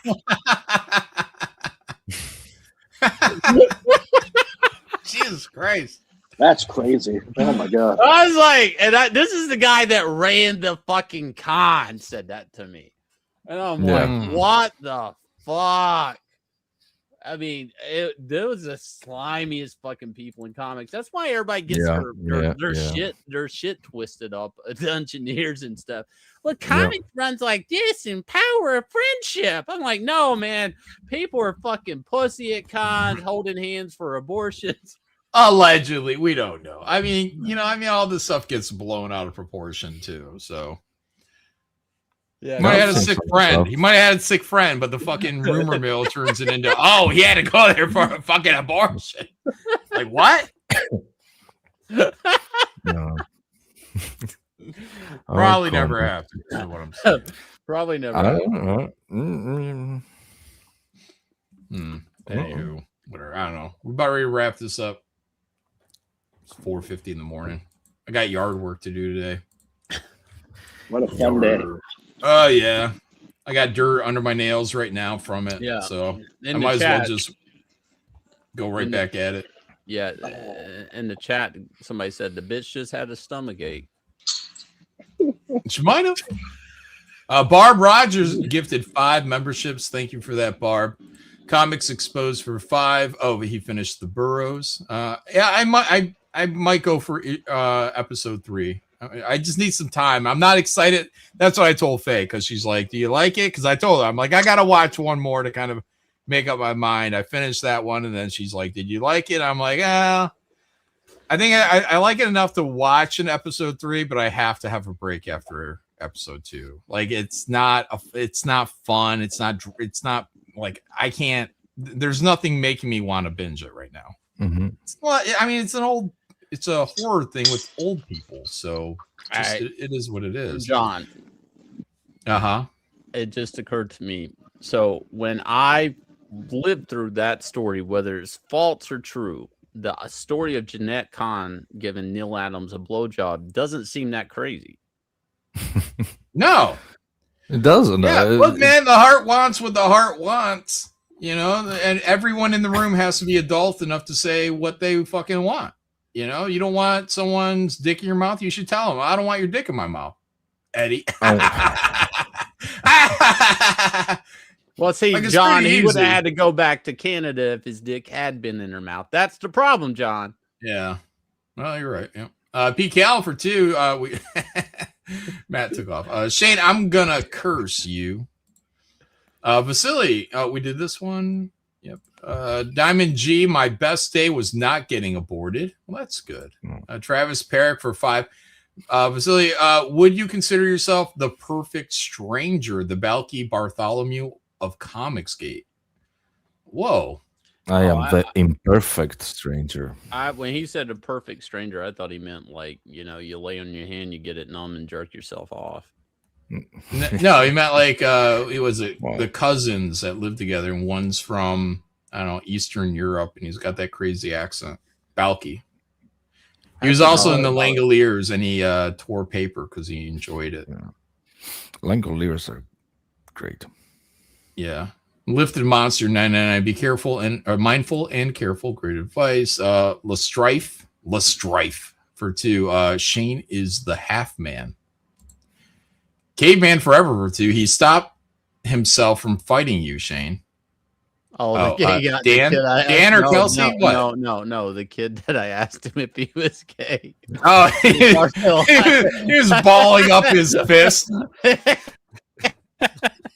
Damn. It was like an intense eye contact. Lifted Monster for 20. Hope everything works out well for us all in the end. Drill. Yeah, I think everything will work out in the end. Orbital Hub for 2. John, you're gonna mow your lawn and find a car. Mowing the lawn is a possibility today. It is a possibility. My lawn is a little long. See, how do people know this? But I raised my mower, Shane. I mowed it. I just mowed it Monday. but I raised my mower to the highest height because I like my grass looking tall. But now, like with Memorial Day upon us, we just had rain and it's just a hair long, So I was thinking maybe I'll mow my lawn, which sucks because I like it. But now my neighbor mowed their lawn and they scalped their lawn. So now my grass looks really high. Well, at least you have one. Be happy. It's okay. Ponder on it. Cut it or not. It doesn't. Well, I don't like mowing the lawn though. So, I need a robot to do that. I need one of those robot lawnmowers. Yeah, a Roomba. One of my neighbors has one of those. I see it, and I'm like, what in the fuck keeps somebody you know what I think? What would keep a certain demographic from just yanking that and running? Oh, the robot? It looks really small and lightweight. Like you look like you could literally, like, if people are kidnapping dogs, they're going to kidnap those things. I mean, those things are going to end up in a pawn shop. There's just no fucking way. Yeah. Well, I hope that by the time I get around to buying one of those, mindful of your surroundings, that they've perfected. Like you will control every aspect of where it goes. Yanzi says, "Buy me one." I think that's Yanzi. Yeah, a Roomba lawnmower. They're not as big. Like I would. Wait, are you making Yanzi mow the lawn, Shane? Yeah. You motherfucker. You better get that grill on your porch and cook like a motherfucker. Holy shit. Look, man, she needs to lose weight. What the fuck? I mean, dude. When they get a little better, like I'm not worried about it, Shane, because I think you need to watch them if they're by the road, but as they get closer to your house, you're probably okay. But sit out on your porch and drink a fucking, what do you guys drink? Sweet tea. Drink a sweet tea on your porch, Shane. Oh, and watch the robot? And watch the robot. Yeah. Well, I'm already on the porch drinking sweet tea, watching Yanzi. Like, the fuck? This motherfucker. Oh, Jesus. Shane, you are the worst. I mean, like, what? I mean, why? I mean, what? The robot's going to be sexier to look at? Probably not. Jesus. Well, no, because it's just really like a platform with blades under it. Yeah, it's nothing sexy about a robot lawnmower right now. It's not like one of those Tesla bots or anything, which I guess would be sexier. Yeah, I guess. They're not sexy either, but I'm just saying they're sexier than the robot lawnmower. Yeah, they're like Roombas. There's no sex appeal. Is that a brick? Right. Yeah, you turned on by a fucking rock. I promise you there's somebody somewhere that freak wants to fuck one of those robots. Now, they're not sexy to you or me, but there is some freak out there that is ready and willing to fuck the shit out of one of those. Dude. Have you guys watched those type of series? Yeah. Yeah. No, the Elon Musk robots. I'm just saying. Eventually. Yeah, when they get a little sexier, sexier. Look, man, these things are walking better now. It's going to happen. The problem is women, Shane, as always. I don't know. Some guy in that lab tied It is. Women, Shane, is the real problem with these robots. It's not that guys are going to want to fuck them. It's that girls are going to want to fuck them. And then they're going to want to give them rights. They're going to want them to be treated as citizens. They're going to want to give them voting rights. Like, this is what women do every fucking time. Every single time. That's right. They always have to victimize. My robot boyfriend is a victim. He's a real person. And the bitch, it's just fucking AI. Just AI rolling around there. Anyways, that's the problem. They're going to give them voting rights, and we're all going to be fucked. We're all going to be fucked by women. So, I guess we're going to have to get rid of them. All of them, Shane. All of them. Then it's just guys being guys, and we all got our female robots. Yep. With the artificial wombs in there. We just reproduce that way. They never talk back. They never complain. They laugh at every joke. I think there might be something to that, like being a robot fucked out of existence as a female in the future. Yeah, I don't know. Like, after that Trump China meetup, and I get that they're talking about I get that they're talking about, like AI race and all this shit, but at some point in time, they really do, and I mean this, they really do need to kind of govern like the job market. Like I don't know if they're just really just like, hey, can we just get people can't work anymore? Like I don't understand where they're going with some of this. Ooh, bot orgies with AIDS. What if they use the robots to give everybody AIDS and kill off the human population or the majority of it? Super plausible. Yeah. Oh, you know how like I said that there was a girl in green face paint today? I guess there was a Comic Con today. Oh.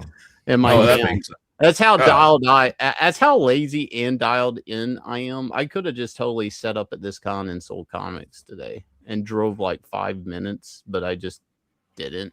You were triggered by her green paint. Oh. I'm just saying, like I would make an effort just to go sit in a fucking chair and sell some books, but no. It's not worth the fucking effort at this point, I guess. If you're if you don't need it. Wait, what's not worth the effort? Selling women comics. No, there was a Comic Con today, and I just didn't even go to it. Oh, yeah. Well, R.I.P. You'll be fine, Shane. I was gonna say before we wrap this up, you guys having a good weekend so far? You guys do anything this weekend? Oh shit, John. Nope. Shane, I want you to just answer my question. I don't want you to steer onto another idea, another thought. Yeah, I'm having a great weekend because I just missed out on my buddy from Baltimore. Oh, your buddy. Who's your buddy? This black guy here with this tiger superhero. I run up to him as mange and did a whole bit with him. He was in my town today at a con, and I just didn't even give a fuck. I made friends. Oh, you wanted to what? Dress up as mange and run out there and say what's up? What's up, and see if he remembers me. Yeah, he had this tiger comic, and I guess now he's got action figures. How the fuck's he got action figures? Yazzie says, I say thank you to the AI chatbot. When I ask a question, I think I spend like 20 gallons of water each time. Yeah, that is like an extra step just by being polite. That's interesting. Be polite.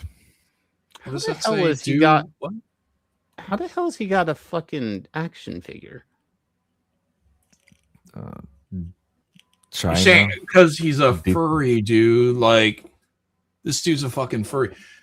These guys are all crazy. Look at his buttocks on the left of his hand. He's got two symmetrical white dot. Like, come on, dude. You know what I mean? He's got a fucking homosexual. That's a tiger statue. Where the fuck is this guy getting this money from? What the fuck? Who's buying? Probably he probably sell like I'm guessing here, guys. I'm not saying he does, but I'm gonna propose. He probably dresses up as a fucking furry, rents himself out to furry fucking parties, and then he's a fuck toy. Somebody said EBT. He got it from EBT. That's what these furries do. They fuck, guys. This guy is a furry, and he, in my opinion, not that I know this, but he's probably out there fucking other furries for money. You order up, look, if you're into fucking furries and you order up this black man, you said he was black, right? Black man in this fucking orange tiger suit, you just have your fucking way with him. You know what I mean? They're paying money for that shit. These guys, they pay big money for furry art. Yeah. It's a bad comic. Degenerates. They don't care, Shane. They just care that they can fucking put their dick in it and jerk off to it. That's what they care about. It's the character that they're interested. Like fairies, like, ooh, you're a tiger with a backwards baseball cap and dreadlocks. Man, I haven't seen one of those. I'm going to say something that's going to sound really bad. But dude, he's got stuffed animals, a fucking giant statue of his character, action figures, the comic. I mean, is this some type of government money or something? Oh, Shane, what? Because he's black? Shane, this guy's gonna. I'm just asking if there's some grants out there I don't know about. This guy's gonna come on stream one day, and he's gonna hold our feet to the fire, and he'll be like, you know what? Actually, gentlemen, I run a Fortune 500 company, and this is what I do in my free time. I'm not selling my body out to homosexual furry parties, and I'm not taking any government money. Matter of fact, I've been mowing 10 lawns a week since I was 12 years old. You fucking cocksuckers. And I will be, liar, I don't believe you. And he'll be, yes, you're right not to believe me. Shane wanted to run out and meet this fucking furry. He's so fucking excited. Oh man, I want to see my furry buddy. Fairies, faggotries. Man, anybody. If faggotry was a furry, I mean that'd get me. That'd get me. Huh. Jesus Christ. What is wrong with you, Shane? Everything. Anyways, I met that guy. I know him back when. Now he's got toys. That's probably like 3D printed. There's no way those things are legit. They look like a mold injection, not PVC. Vinyl, mold injection, vinyl toys with minimum articulation. Maybe like it goes like this. Yeah, 5 points or whatever. But still, that shit's not cheap. Marilyn says, damn, I took a nap and Fago is still being talked about. Your heart wants what the heart wants. Shane is in love. Yeah. I just with a man pretending to be a woman. I just want to be there for them when they take their last chat. Like I want to be there. I want to know that they weren't alone, that I did what I could. You did your part, man. I did my part. That's all that you can do. Do your part in this theater of life, man. Yeah. All right, John, you have a good rest of the weekend. Everybody else, have fun this Memorial Day. There you go. Hopefully we have peace with Iran. Well, it's Memorial Day tomorrow, though. It's Sunday, right? Yeah, and people aren't shooting at I thought it was Monday. Monday is Memorial Day. Yeah, you said have fun this Memorial Day. I'm like, well, it's tomorrow. Yeah. Yeah. And hopefully nobody else will shoot at the White House and get dead. Hopefully, if they do shoot at the White House, they do get dead. I think that's a great way of saving taxpayers some money. We know you shot at the White House. You're dead. Case closed. Pew pew, right? Bang bang. Yeah. Real simple. Guys, don't do any violence. Have a great rest of your Memorial weekend. Have a great day tomorrow. Do something nice. I know it's not in most of your nature, but think of me and do something nice. You know what I mean? I'm out here buying people dinner and shit. I'm tipping hundreds of dollars to fucking blackjack dealers like a madman. What color was the blackjack dealer? White, both of them, actually. Yeah, I knew before you answered. All right. Yeah. You guys have a good night. Yeah, I would have been a little more. I would have kept that money close if they were otherwise. All right, guys. Have a great night. Talk to y'all, or maybe tomorrow or something. Silly, thanks for popping in here. Appreciate it. Thanks for having me, guy. It's a pleasure. All right. Bye. Put your hands up in the